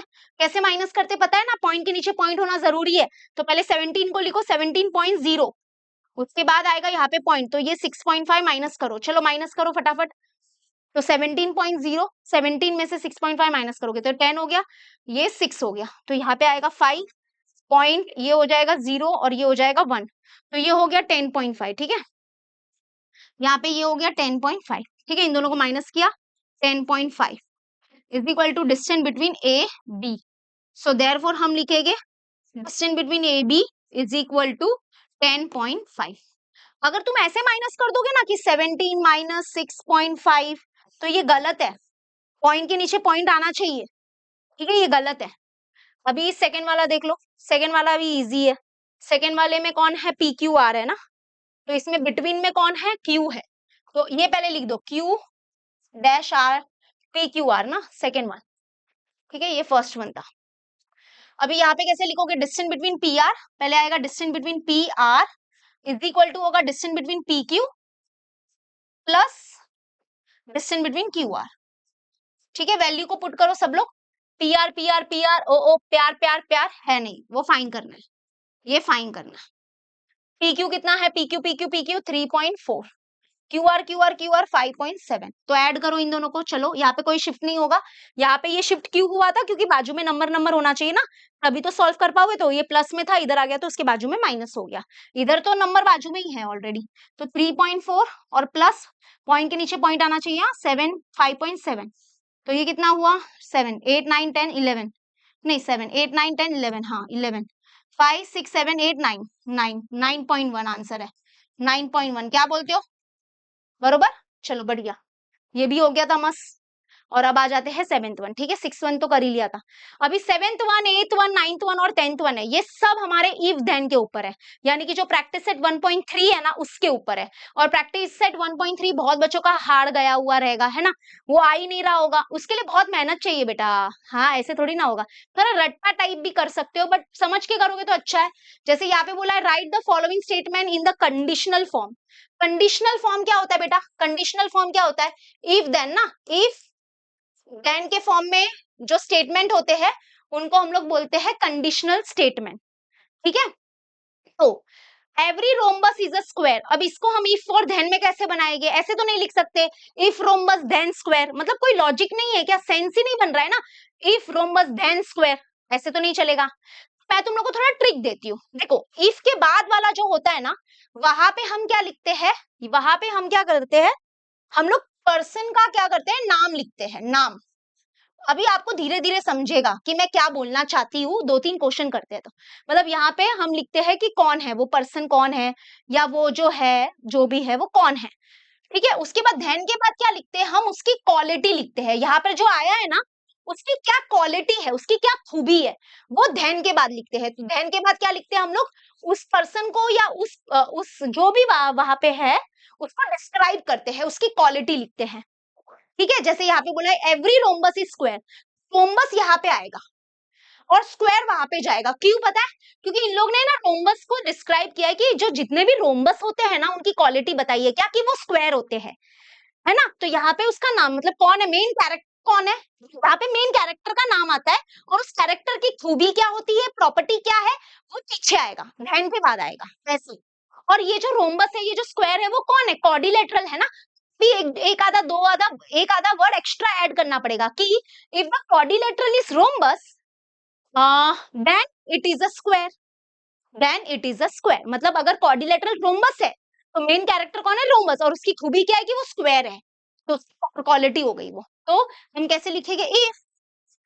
If a quadrilateral, if a quadrilateral, quadrilateral मतलब क्या? चार साइड वाला जो शेप होता है ना, उसको क्वाड्रिलेटरल बोलते हैं। तुम्हारे चैप्टर नंबर 5 है ना इसका, ज्योमेट्री का, वो क्वाड्रिलेटरल ही है।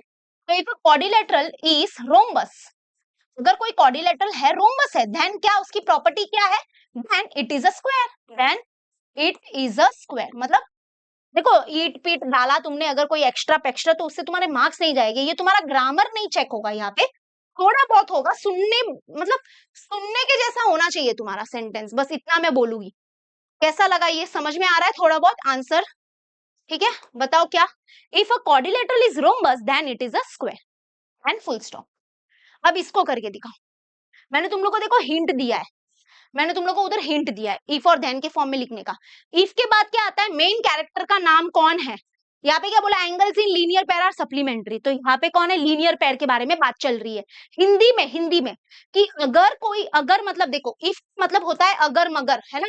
इफ का मतलब होता है हिंदी में अगर, अगर ऐसा है तो वैसा है। देन का मतलब होता है तो, अगर ऐसा तो वैसा, ऐसा। ठीक है, चलो। तो यहाँ पे angles in linear pair are supplementary मतलब मेन कैरेक्टर कौन है? लीनियर पेयर है। लीनियर पेयर की बात चल रही है, लीनियर पेयर एंगल की बात चल रही है। और क्या बात चल रही है? उनकी क्या क्वालिटी है, क्या प्रॉपर्टी है? कि वो सप्लीमेंट्री होते हैं। तो अब इसको लिखो इफ, इफ आएगा हिंदी में बोलो पहले तो। अगर एंगल्स लीनियर पेयर में है तो मतलब देन तो क्या?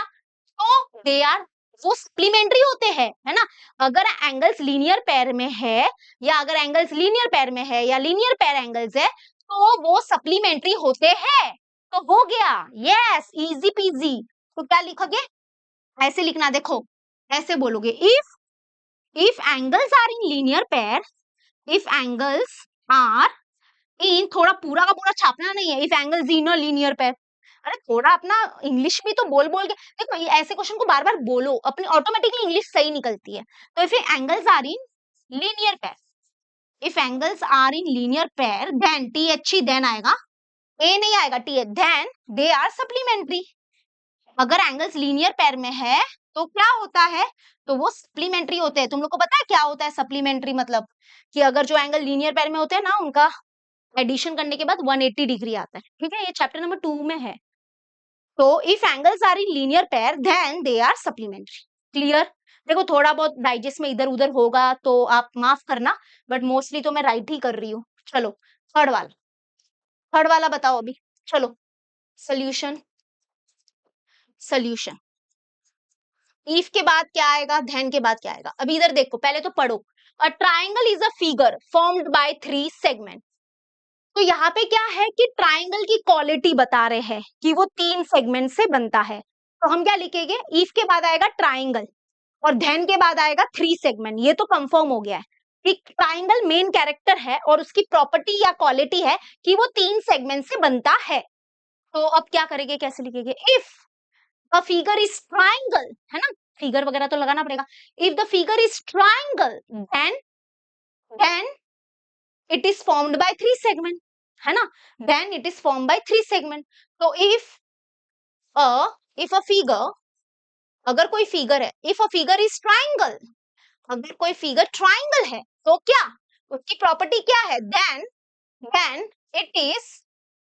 It is formed by, it is formed by 3 segment, 3 segments. समझ में आ गया क्या? देखो ये है हमारा मेन कैरेक्टर ट्राइंगल और उसकी क्वालिटी क्या बोली थी कि वो 3 सेगमेंट से बनता है, तो धैन के बाद उसकी क्वालिटी आ जाती है, ठीक है। चलो अभी last, a number having only 2 divisor is called prime number। तो अभी ये वाला थोड़ा कंफ्यूजन है, इसमें if के बाद और then के बाद क्या आएगा ना, वो थोड़ा सा डामाडोल होता है। a number having only, तो if a number having only 2 divisor then it is called prime number, ऐसा लिख दे। रुको मैं इसका चेक करती हूँ, क्योंकि इसका है ना थोड़ा झोल है सच बोलूं तो, लेकिन ऐसा सीधा सेंटेंस है ना तो जैसा है वैसा लिख देते हैं, वही अच्छा रहेगा। बताती हूँ रुको, प्रॉब्लम सेट है ना, ऐसा ना हो कि गलत बढ़ा दूं ना। if the given figure is triangle then it is formed by 3 segment, हाँ ठीक है, if a figure is triangle भी चलेगा। if the given figure is triangle, given p1 नहीं लिखा तो चलता है, हाँ इतना चेक नहीं होता है, आप एकदम चिल रहो। हाँ मतलब मैं सही जा रही हूँ, ठीक है। तो यहाँ पर क्या बोला है, यहाँ पर देखो, यहाँ पर इफ के बाद क्या आएगा, जो मैं बोल रही थी वही आएगा। यही है कि यहाँ पर है कि जो कैरेक्टर्स है वो ये है कि अगर कोई नंबर है जिसके सिर्फ 2 ही डिवाइजर होते हैं, जैसे इसका एक्सप्लेनेशन दूं, जैसे हमारा टेबल 2 है, 3 है, अब इसके कितने डिवाइजर्स है? डिवाइजर्स मतलब ये जो टेबल है वो कौन से नंबर पे, मतलब ये जो 2 है वो कौन कौन से टेबल में जाता है? 1 के टेबल में जाता है और ये खुद के टेबल में जाता है 2। वैसे 3 जो है वो कौन कौन से टेबल में जाता है? 1 के टेबल में जाता है और खुद के टेबल में जाता है। मतलब अगर कोई नंबर है जिसके सिर्फ 2 ही डिवाइजर है तो उनको प्राइम नंबर बोलते हैं, है ना। तो इधर आएगा if a number having only 2 divisor then it is called prime number. मतलब सिंपल था, ये तो बहुत सिंपल था। इफ अ नंबर, सेम ही है, if a number having having only 2 divisor, having only 2 divisor, अगर किसी भी नंबर के सिर्फ 2 डिवाइजर है, ठीक है, if a number having only 2 divisor then th then it is a prime number, then it is a prime number. तो वो प्राइम नंबर कहलाया जाता है, उसकी क्वालिटी है कि वो प्राइम नंबर है, ठीक है। क्वालिटी इधर आएगा, समझा? किसी को कोई डाउट? देखो कितने इजी है, तुम लोग खामखा डरते थे कि अरे यार ये तो इफ देन में कैसे करने का है ना। अब इधर मजा आएगा। यहाँ पे क्वेश्चन नंबर 8 में देखो, क्वेश्चन नंबर 8 में कन्वर्स करना है।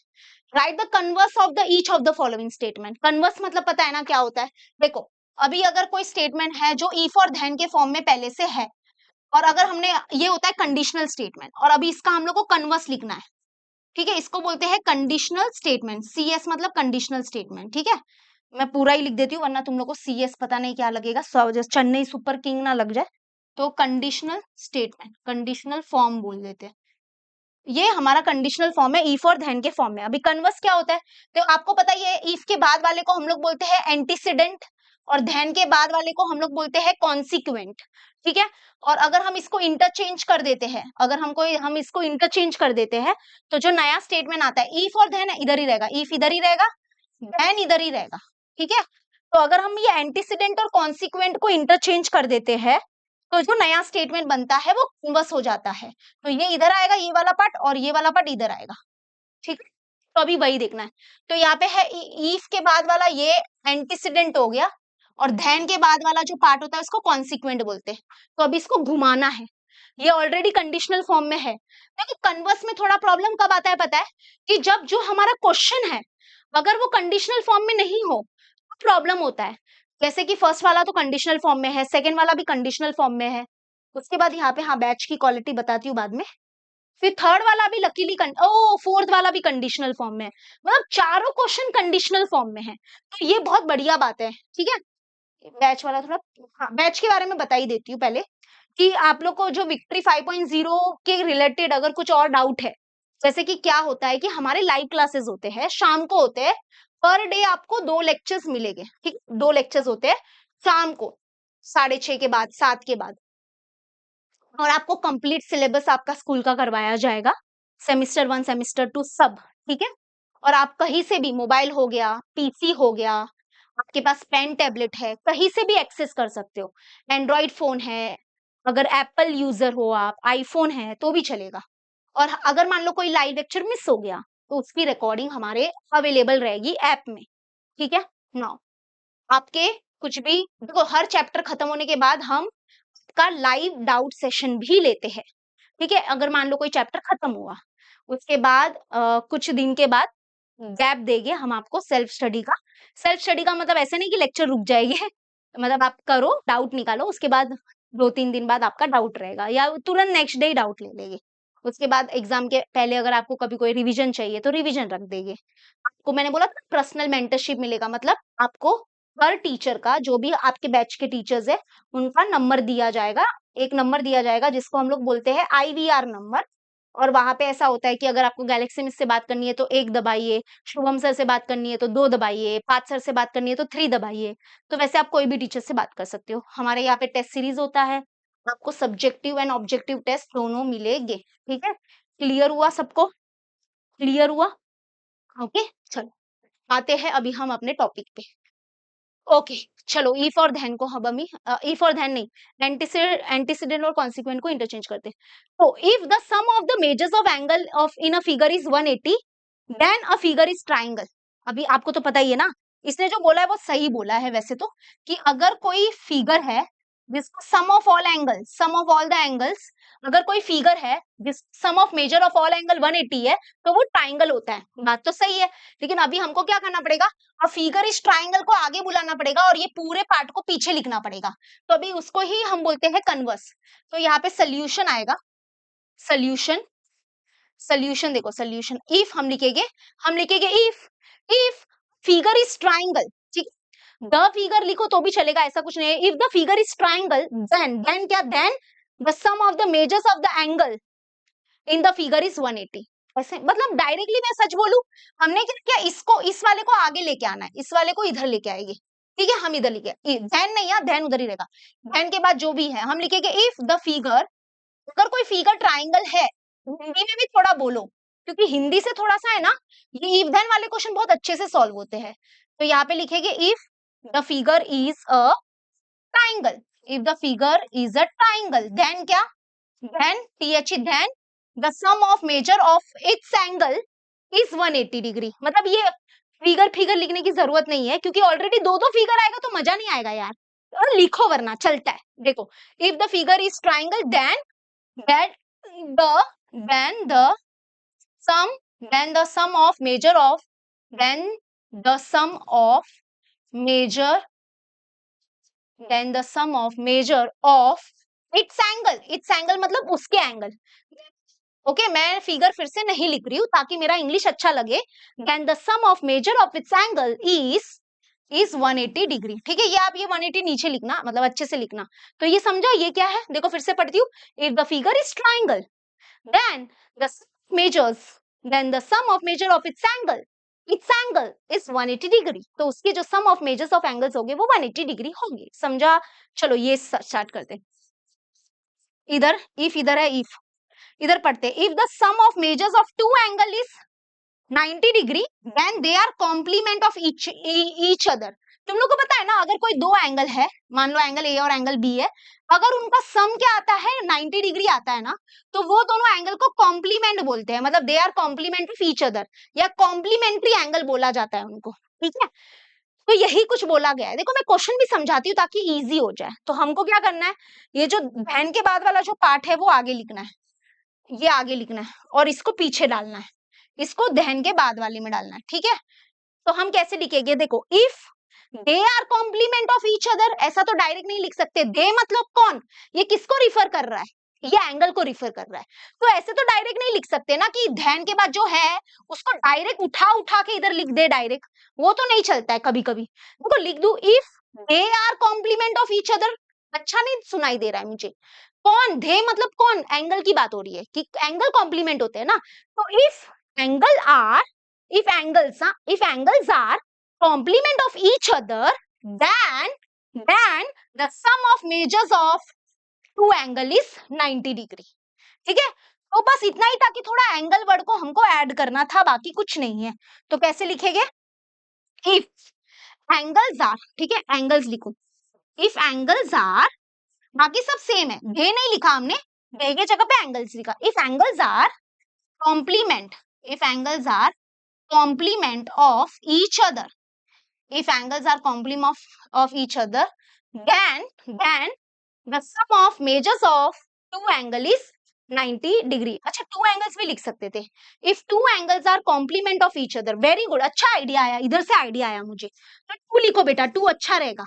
इफ टू एंगल्स आर ये देखो दो होते हैं ना, if two angles are complement of each other then the sum of its measure, then sum of its measures is 90 degree. मतलब फिर से टू एंगल लिखने की जरूरत नहीं है, जैसे हमने इधर फिर से क्या नहीं लिखा था, फिगर नहीं लिखा था ना वैसे। तो if two angles are complement of each other, then the sum of its measure, then the sum of its measure, मतलब उनका जो सम होगा, then the sum of its measure is 90 degree, is 90 degree.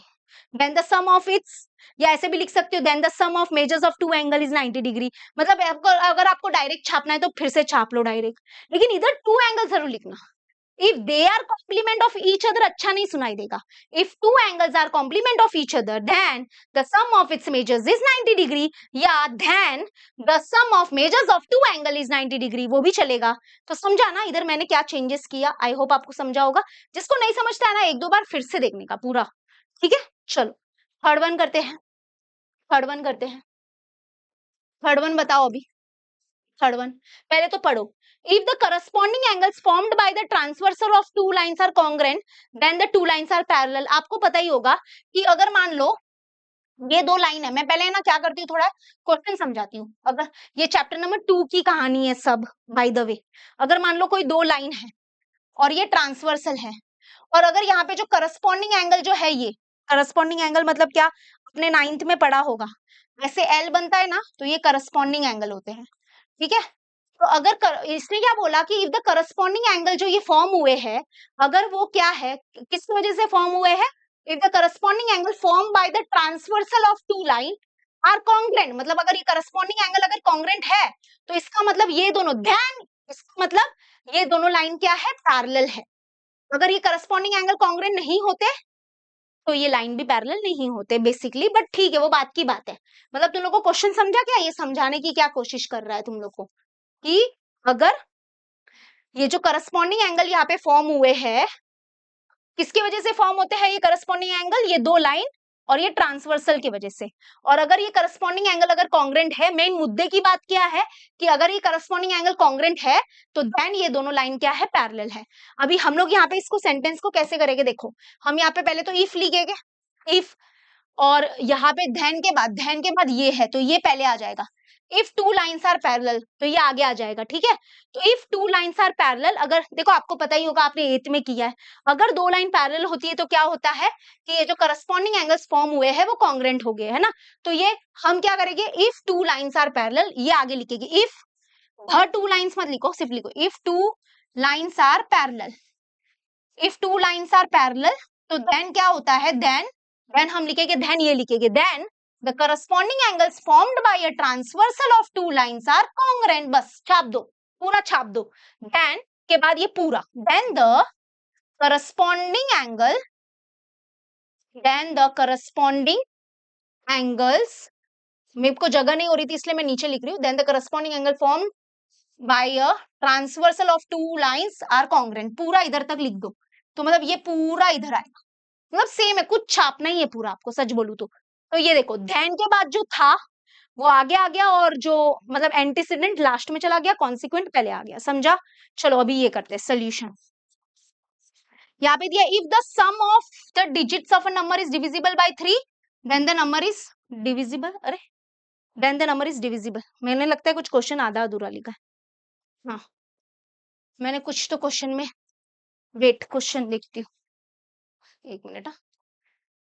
Geometry का text book ये रहा, then the number is divisible by 3 आएगा, ये वाला नहीं लिखा, then the number is divisible by 3, okay by 3, okay.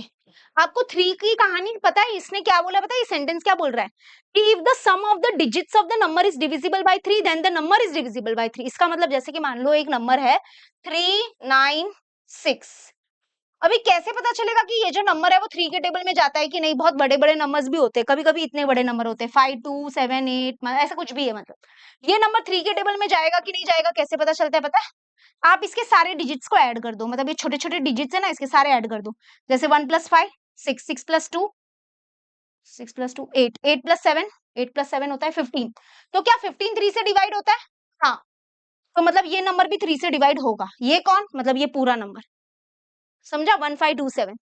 तो वैसे ही अगर ये नंबर 3 से जाता है कि नहीं जाता है, कैसे पता चलता है, सारे डिजिट्स को ऐड करो, तो यहाँ पे 3 + 9, 3 + 9 कितना होता है 12, 12 + 6 कितना होता है 18, तो 18 3 के टेबल में जाता है, हाँ, तो ये नंबर भी 3 के टेबल में जाएगा। तो वही बोला है कि if the sum of the digits of the number is divisible by 3, मतलब कि एक नंबर है उसके डिजिट का अगर सम करते हैं अगर वो 3 से डिवाइड है then the number is also divisible by 3, मतलब ये जो पूरा नंबर है ना ये भी 3 से डिविजिबल होगा, तो ये इन लोग ने बोला है, ठीक है। तो बस हम लोग को मतलब नहीं समझना था, बट मैंने समझा दिया क्योंकि मैं एक्स्ट्रा काम हमेशा कर देती हूँ। ओके तो चलो इफ, तो हम क्या करेंगे, ये वाला पार्ट को लास्ट में लिखना है इधर से इधर, और ये पहले लिखना है, तो ये आगे लिखोगे ये वाला, ठीक है। तो हम लिखेंगे if the number is divisible by 3 then then the sum of the digit of the number is divisible by 3, चलेगा, मतलब जैसा वैसा लिखना है, मतलब इजी है, मतलब बरोबर सेंटेंस बन रहा है। इफ द नंबर इज, हम लिखेंगे इफ द, अगर कोई नंबर है, if the number is divisible, if the number is divisible by 3, मतलब क्या बोल रहा है कि अगर कोई नंबर है जो डिविजिबल बाय 3 है, तो देन क्या होगा, then the sum of its, then the sum of the digit of the number is also divisible by 3, okay चलेगा, ये भी चलेगा, then the sum of the digit, sum of the digit of a number, then the sum of a digit of a number is divisible, is also, also word add कर दिया तो भी चलेगा, नहीं किया तो भी चलेगा, मतलब सच बोलू इस क्वेश्चन में कुछ नहीं किया है, सच बोलू तो ये जो था वो आगे आ गया, मतलब ये कॉन्सिक्वेंट है, वो ये आगे आ गया, ठीक है, और ये जो पार्ट है ये पीछे चला गया, मतलब मैंने जैसा है वैसा लिख दिया, मैंने कुछ भी चेंज नहीं किया, तो नहीं किया तो भी चलेगा, समझ में आ गया, क्लियर हो गया, देखो इजी था ना। अब आ जाते हैं, करते हैं क्वेश्चन नंबर 9, चलो देख लो एक बार सब लोग, वीडियो को लाइक किया है कि नहीं किया है, कम ऑन गाइस, इतना तो मेरा हक बनता है कि आप वीडियो को लाइक करो जितना हो सके, कम से कम अपने एक दोस्त को अभी के अभी ये वीडियो को शेयर कर दो फटाफट, शेयर करना तो बनता है, इतना मेहनत हो रहा है, शेयर करना तो बनता है ना, शेयर करो, और मेरे प्रॉब्लम्स, सॉरी प्रैक्टिस सेट के वीडियोस के बारे में बताना अपने दोस्तों को, ठीक है, स्कूल में चर्चा करना मेरी कि गैलेक्सी मिस है एक जो यूट्यूब पे पढ़ाते हैं, सब अच्छा अच्छा पढ़ा के रखा हुआ है, बताना अपने दोस्तों को, ठीक है।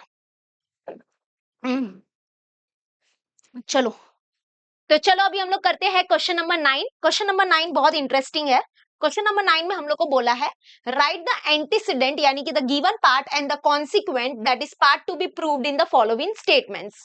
तो अभी ये आपको पता ही है, पूरा मतलब कॉन्सेप्ट पता ही होगा कि कंडीशनल स्टेटमेंट मतलब ऐसे स्टेटमेंट होते हैं जो इफ देन के फॉर्म में होते हैं, ठीक है। अब इसमें एंटीसीडेंट क्या होता है कि इफ के बाद और देन के पहले वाला जो ये पूरा होता है ना, इसको बोलते हैं हम लोग एंटीसीडेंट, और इसका दूसरा नाम था to be given part, okay, इसको गिवन पार्ट भी बोलते हैं, और जो देन के बाद जो लास्ट तक है वो हमारा क्या होता है, कॉन्सिक्वेंट होता है, क्या होता है, कॉन्सिक्वेंट, ओके, और इसका दूसरा नाम है to be proved part, okay. चलो, तो हमको लिखना है और ये तो बहुत इजी है ना, फर्स्ट वाला तो इजी है क्योंकि फर्स्ट वाला जो है वो पहले से कंडीशनल स्टेटमेंट है, मतलब वो ऑलरेडी कंडीशनल फॉर्म में है, इफ देन के फॉर्म में है। लेकिन सेकंड वन के लिए हम लोग को क्या करना पड़ेगा, क्योंकि ये कंडीशनल फॉर्म नहीं है, ये इफ देन के फॉर्म में नहीं है, तो सबसे पहले सेकंड वन में क्या करेंगे, सबसे पहले हम इसको कंडीशनल फॉर्म में कन्वर्ट करेंगे, देन हम एंटीसीडेंट और कॉन्सिक्वेंट लिखेंगे। ठीक है, तो चलो स्टार्ट करते हैं सोल्यूशन। तो यहाँ पे आप लोग है, मतलब कुछ बच्चे क्या करते हैं डायरेक्ट अंडरलाइन करके एंटीसीडेंट एंड कॉन्सिक्वेंट लिखते हैं, जो कि गलत है, ऐसा नहीं लिखने का, थोड़ा डिटेल में लिखो। सबसे पहले हम लोग लिखेंगे कि एंटीसीडेंट, ठीक है, एंटीसीडेंट यानी कि आप ब्रैकेट में लिख सकते हो गिवन पार्ट, गिवन पार्ट, तो गिवन पार्ट कौन सा है बताओ, इफ के बाद और देन के पहले वाला पूरा, मतलब ये वाला, तो ये वाला जो है ना, ये इफ के बाद और देन के पहले, तो ये पूरा एंटीसीडेंट है। ठीक है, तो एंटीसीडेंट है हमारा ऑल, इफ नहीं आएगा इसके अंदर, इफ नहीं आएगा, all sides of a triangle are congruent, all sides of a triangle are congruent, ये हमारा एंटीसीडेंट है। ठीक है, टू बी मतलब गिवन पार्ट है, डॉट अंडर मतलब सॉरी फुल स्टॉप मान देना। उसके बाद हम लोग लिखेंगे कॉन्सिक्वेंट, तो कॉन्सिक्वेंट, ठीक है, कॉन्सिक्वेंट क्या है, इसको बोलते हैं part to be prove, part to be proved, bracket के अंदर लिख सकते हो।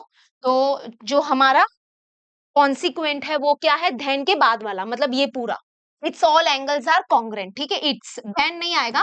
कुछ बच्चे क्या करते हैं एंटीसीडेंट को एंटीसीडेंट में इफ भी लिखते हैं, इफ नहीं आता है, अगर आप इफ लिखते हो तो आपका पूरा सम रॉन्ग हो जाएगा, समझ रहे हो, तो इसमें आएगा, और इधर धैन नहीं लिखने का, धैन के बाद वाला, धैन के बाद लिखने का, it's all angles are congruent, it's all angles are congruent. ठीक है, क्लियर हुआ सबको ये, क्लियर हुआ, क्लियर हुआ, चलो।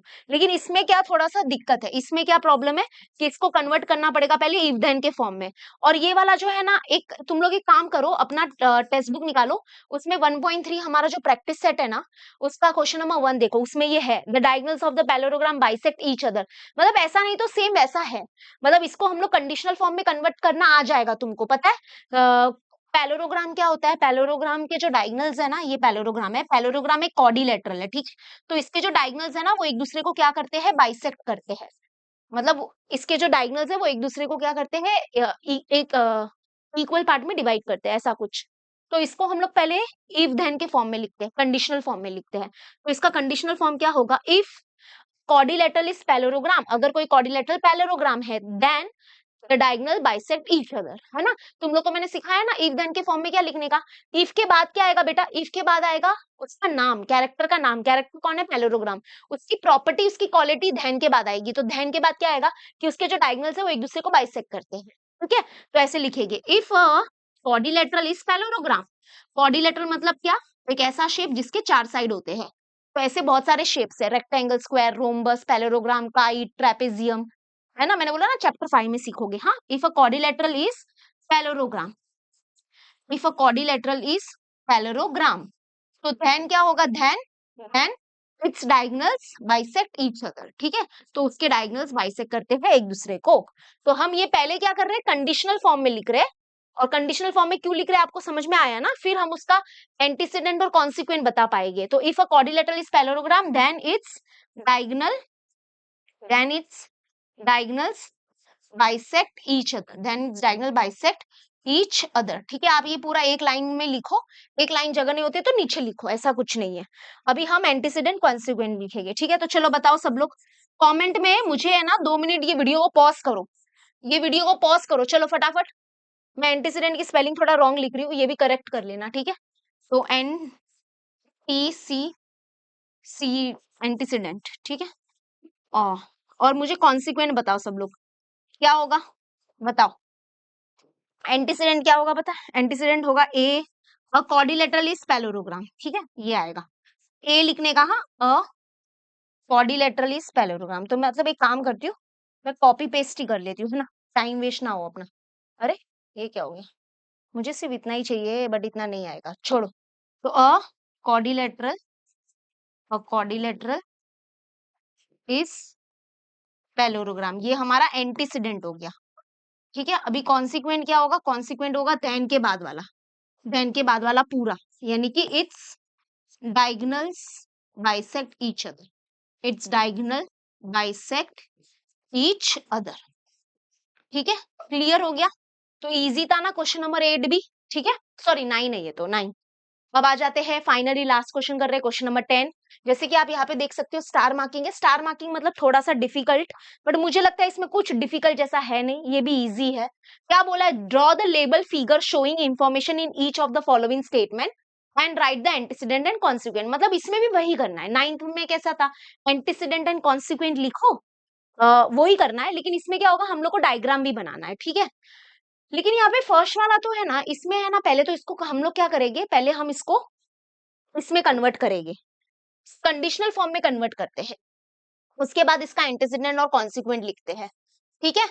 तो क्या दिया है, two equilateral triangles are similar, तो इसको कैसे हम लोग कन्वर्ट करेंगे, इफ धन के फॉर्म में। तो देखो मैंने क्या बताया था, इफ के बाद क्या होता है, इफ के बाद होता है ये टू इक्विलेटरल ट्राइंगल्स, और धन के बाद आएगा सिमिलर। इन्होंने क्या बोला है पता है, देखो मैं डायग्राम से भी तुमको समझाती हूँ, वैसे भी डायग्राम बनाना ही है।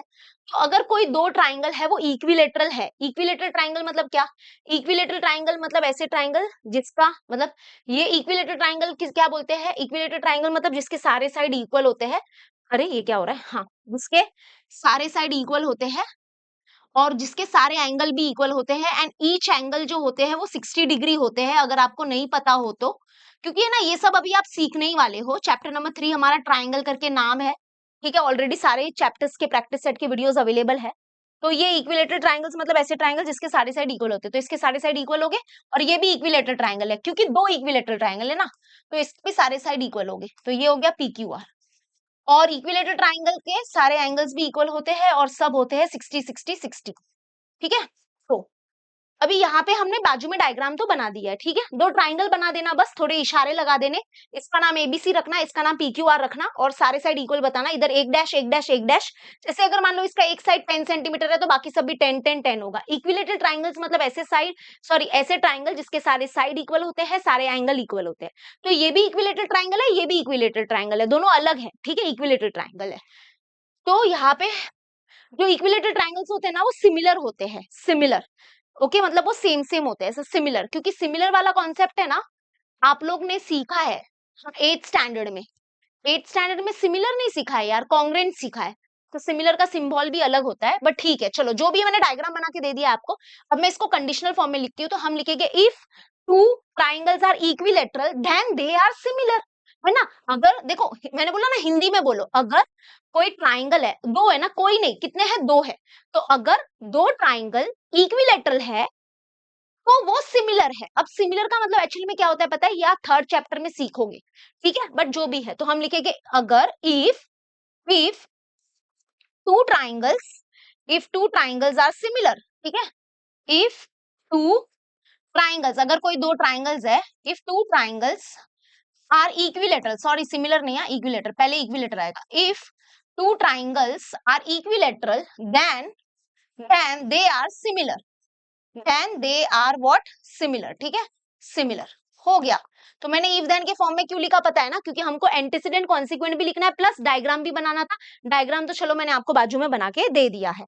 अभी अभी यहाँ पे इसका एंटीसीडेंट बताओ, एंटीसीडेंट बताओ, और कॉन्सिक्वेंट बताओ, बताइए। तो एंटीसीडेंट क्या होगा, टू ट्राइंगल्स आर इक्विलेटरल, ये इतना होगा, ठीक है, तो टू ट्राइंगल्स आर इक्विलेटरल। और कॉन्सिक्वेंट क्या होगा, कॉन्सिक्वेंट होगा धैन के बाद, दे आर सिमिलर, धैन नहीं लिखना है इसमें, दे आर सिमिलर, ठीक है। तो देखो सब कुछ मैंने आपको करके दे दिया है, डायग्राम भी बाजू में बना देना पेंसिल से। ए बी, अगर आपको ये 60-60 अंदर नहीं लिखना है तो चलेगा, लेकिन इक्विलेटरल ट्राइंगल का इशारा कैसे होता है कि उसके सारे साइड इक्वल होते हैं, सारे एंगल्स इक्वल होते हैं, ठीक है। तो दो ट्राइंगल बाजू में बना दो इक्विलेटरल ट्राइंगल, और जरूरी नहीं है कि मेजरमेंट प्रॉपर होना चाहिए, मेजरमेंट का मुझे नहीं लगता है कोई लेना देना है, बट फिर भी आप अपने स्कूल में एक बार देख लेना, ठीक है। स्कूल में जैसा जो बोलते हैं उस हिसाब से आप करो, मैंने अपना पूरा ट्राई किया है कि मैं अच्छे से आपको बताऊं। अब आ जाते हैं नेक्स्ट वन, सेकेंड वन में तो ये ऑलरेडी इफ देन के फॉर्म में है, सबसे बढ़िया बात। तो हम डायरेक्टली क्या करेंगे, एंटीसीडेंट लिखेंगे। इधर मेरी एंटीसीडेंट की स्पेलिंग वगैरह देखते रहना, रॉन्ग होती है, थोड़ा बहुत ध्यान देना इधर, ठीक है। और ये कॉन्सिक्वेंट, टेक्स्ट बुक में आपके पास है स्पेलिंग वगैरह, क्वेश्चन में भी है। तो एंटीसीडेंट क्या होता है, इफ के बाद, if angles in a linear pair are congruent then they then each of them are right angle. तो मतलब ये हमारा इधर से लगा के इधर तक ये हमारा एंटीसीडेंट होगा, ठीक है। तो यहाँ पे लिखेंगे angles in a linear pair, angles in a linear pair are congruent, are congruent, ये हमारा एंटीसीडेंट हो गया। और धैन के बाद जो है each of धैम is a right angle, ये इधर आएगा, each of धैम is a right angle, is a right angle, ठीक है, डन हो गया। अब इसका डायग्राम कैसे बनेगा, इसका डायग्राम मीनिंग समझ के बनाया जाएगा। तो यहाँ पे मीनिंग समझो, इन्होंने क्या बोला, अगर एंगल्स लीनियर पेयर में है और अगर वो कॉन्ग्रेंट है, लीनियर पेयर एंगल मतलब स्ट्रेट लाइन के ऊपर जो एंगल होते हैं, ठीक है। तो यहाँ पे आपको ऐसा डायग्राम बनाना पड़ेगा कि ये देखो पेंसिल स्केल से बनाना। तो अगर मान लो ये स्ट्रेट लाइन है, ठीक, और यहाँ पे आपको ऐसे बनाना पड़ेगा, ऐसा एक रे बनाना पड़ेगा, ये भी सीधा बनाना पड़ेगा, सीधा ऐसे, ठीक है। तो मैं देखो बनाती हूँ, स्केल पेंसिल मेरे पास भी है, तो ऐसे एक सीधा ऐसे बना। तो अभी ये देखो, सपोज करो कि ये एक एंगल है और ये एक एंगल है, ठीक है, और ये 90 हो गए, ये 90 होगा, ये 90 होगा। तो सपोज करो, हाँ, और ये एंगल मान लो इसका हम लोग नाम लेते हैं, यहाँ पे एक नाम रखते हैं ए, ये बी, ये बी, एक मिनट सॉरी, ये बी और ये सी, कैपिटल लेटर, हाँ कैपिटल लेटर सी, और ये डी रख देते हैं, ठीक है। तो अब तुम देखो, हाँ इन लोग ने क्या बोला था, ध्यान से समझना। If angles in the linear pair are congruent, मतलब देखो ये जो एंगल है ए बी सी और ये जो एंगल है ए बी डी, ठीक है, एंगल ए बी सी और ये जो एंगल है ए बी डी, ये एंगल्स लीनियर पेयर में है। कैसे ये एंगल्स लीनियर पेयर में क्यों है, बताइए, किसको पता है लीनियर पेयर एंगल। देखो ये वाला जो एंगल है, ये वाला एंगल और ये वाला एंगल, ये दोनों एंगल है ना, ये दोनों एंगल ये स्ट्रेट लाइन के ऊपर बने हुए हैं, है ना।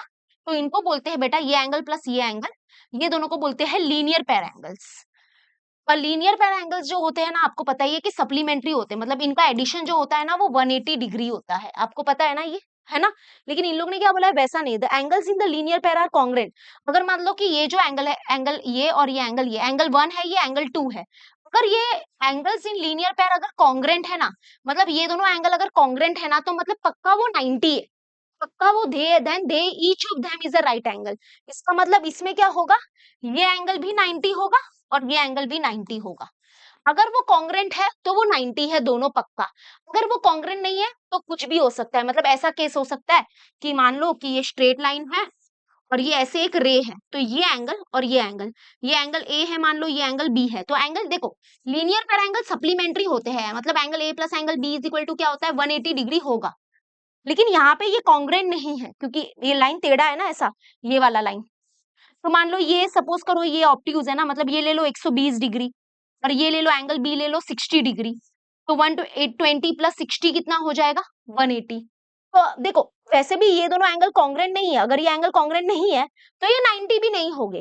लेकिन अगर लीनियर पेयर एंगल अगर कॉन्ग्रेंट है, जैसे यहाँ पे एंगल एबीसी और एंगल एबीडी, ये दोनों लीनियर पेयर एंगल्स है, ठीक है, क्योंकि स्ट्रेट लाइन के ऊपर बने हैं। और अगर ये कॉन्ग्रेंट है तो मतलब पक्का वो 90 रहे होंगे, क्योंकि 90 plus 90 will take you to 180।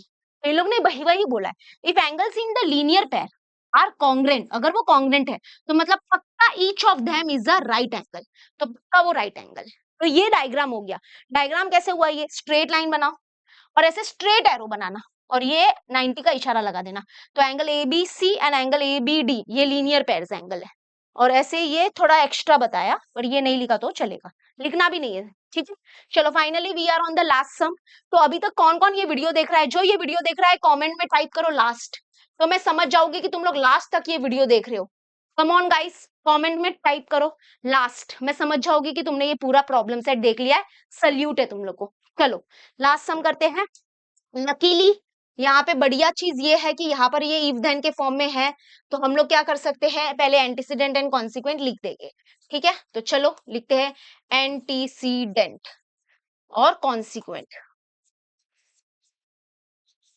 Okay.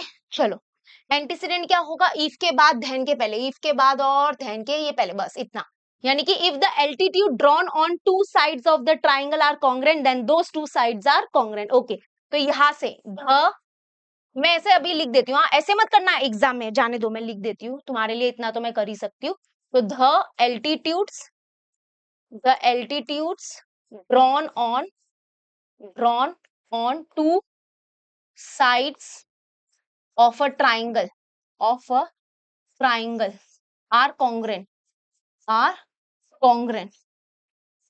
तो ये हो गया हमारा एंटीसीडेंट, और कॉन्सिक्वेंट क्या होगा, those two sides are congruent. ठीक है, तो यहाँ पे आएगा, यहाँ पे आएगा those two sides are congruent, those two sides are congruent. ठीक है, ये हो गया।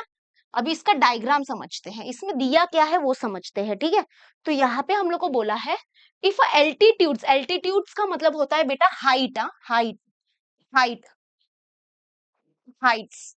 तो if the altitude drawn on two sides of a triangle, मतलब अगर एक ट्राइंगल है, एक ही ट्राइंगल है, तो ये ट्राइंगल है, मान लो ए बी सी।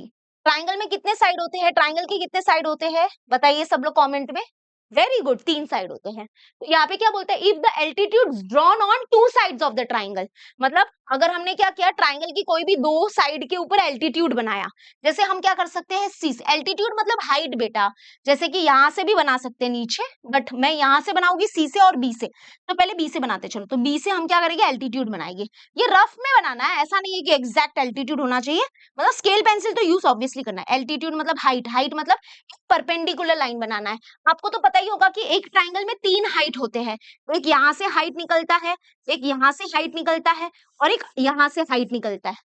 तो एक ट्राइंगल में 3-3 हाइट होते हैं, हर वर्टेक्स, ये वर्टेक्स होता है, हर वर्टेक्स से एक हाइट निकलता है। हाइट बोलो, एल्टीट्यूड बोलो, ठीक है। और वो उसका काम क्या होता है, परपेंडिकुलर होता है। जैसे यहाँ पे बी से हम अगर एक लाइन बनाएंगे, मतलब एल्टीट्यूड बनाएंगे, तो मतलब ये जो लाइन है ना वो AC को परपेंडिकुलर होगा। तो यहाँ पर मान लो कि बी से ये हमारा फर्स्ट एल्टीट्यूड है, इसका नाम ले लेते हैं हम लोग M। तो BM ये हमारा तो ये हमने क्या किया, बी से एक एल्टीट्यूड बनाया, कौन से साइड के ऊपर, AC के ऊपर।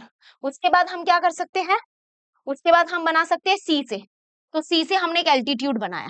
ठीक है, तो ये यहाँ पे नाम ले लेते हैं N, और ये हम एल्टीट्यूड बना देते हैं ऐसे।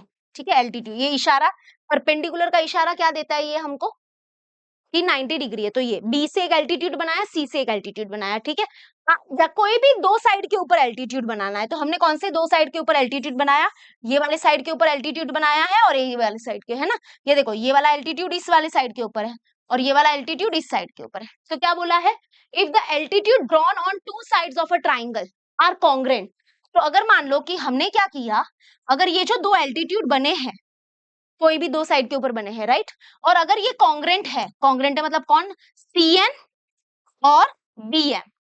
अगर ये 2 एल्टीट्यूड क्या है, अगर कॉन्ग्रेंट है, तो if the altitude drawn on two sides of the triangle are congruent, अगर ये एल्टीट्यूड कॉन्ग्रेंट है, तो देन क्या, तो then those two sides are also congruent. मतलब ये जो एल्टीट्यूड है और ये जो एल्टीट्यूड है, अगर ये कॉन्ग्रेंट है, सॉरी मतलब ये और ये एल्टीट्यूड कॉन्ग्रेंट है, तो ये जो एल्टीट्यूड जो 2 साइड के ऊपर बने हैं ना, वो भी कॉन्ग्रेंट होंगे। मतलब इसमें साइड AB और साइड AC भी कॉन्ग्रेंट होगा। मतलब मैं इसका मतलब समझा रही हूँ। तो ऐसा दिया है कि इफ, मैं थोड़ा इसको ऐसे भी लिख सकती हूँ, इफ अगर, इफ अगर ये 2 एल्टीट्यूड अगर कॉन्ग्रेंट है, मतलब कौन, segment CN is congruent to segment BM।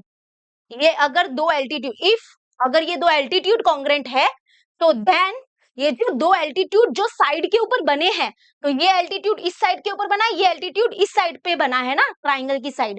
तो अगर ये 2 एल्टीट्यूड कॉन्ग्रेंट है, तो देन ये जो 2 साइड है जिसके ऊपर एल्टीट्यूड बने हैं, वो 2 साइड भी क्या होंगे, कॉन्ग्रेंट, यानी कि side AB is congruent to side AC। तो ये इसका डी मतलब, मैंने डी पर मतलब बताया है आपको, ये लिखना नहीं है, मैं समझा रही हूँ आपको। आई होप आपको समझा होगा। बाकी आपके स्कूल में जैसा सिखा रहे हैं, मुझे नहीं पता क्वेश्चन नंबर 10 को अब आपके स्कूल वाले कैसे सिखा रहे हैं, क्या कर रहे हैं। मैंने अपना पूरा आपको समझाया है, आपको समझ में आ गया होगा। अगर आपको स्कूल का वे लिखना है तो स्कूल का वे भी लिख सकते हो, ठीक है। आई होप आपको पूरे अच्छे से समझा होगा। And if you want any information about our paid batch, that is victory batch for class 9th, तो आप प्लीज ये कॉन्टैक्ट नंबर पे कॉल करना। हमारे एजुकेशनल काउंसलर आपसे बात करेंगे और आपके सारे क्वेरीज को खत्म कर देंगे, और जल्दी से हमारे बैच में आ जाओ, हम जोरों शोरों से स्टार्ट करेंगे पढ़ाई, ठीक है। तो मिलते हैं बैच में, ओके, मजा आएगा। ऑनलाइन में पढ़ना मजा अलग अलग ही होता है, तो बहुत ही सीरियस नोट पे प्लीज डेडिकेशन के साथ आना। ऑनलाइन में लेक्चर रोज अटेंड करना तो और मजा आएगा, सब समझ में आएगा, ठीक है। अभी नेक्स्ट कौन से प्रॉब्लम सेट चाहिए, कौन से वीडियो का प्रॉब्लम सेट चाहिए, सॉरी वीडियो नहीं चैप्टर। देखो अभी तक हमने क्या किया है, जो अलजेब्रा का चैप्टर नंबर 1 है सेट, उसका प्रॉब्लम सेट डाल दिया है। ज्योमेट्री का चैप्टर नंबर 1 है, उसका भी प्रॉब्लम सेट डाल दिया है। अभी क्या चाहिए, ज्योमेट्री चाहिए कि अलजेब्रा चाहिए, let me know in the comment section, ठीक है। हम मिलते हैं नेक्स्ट वीडियो में, बाय बाय, टेक केयर। सारे वीडियोज अवेलेबल है, ठीक है, बाय बाय, टेक केयर।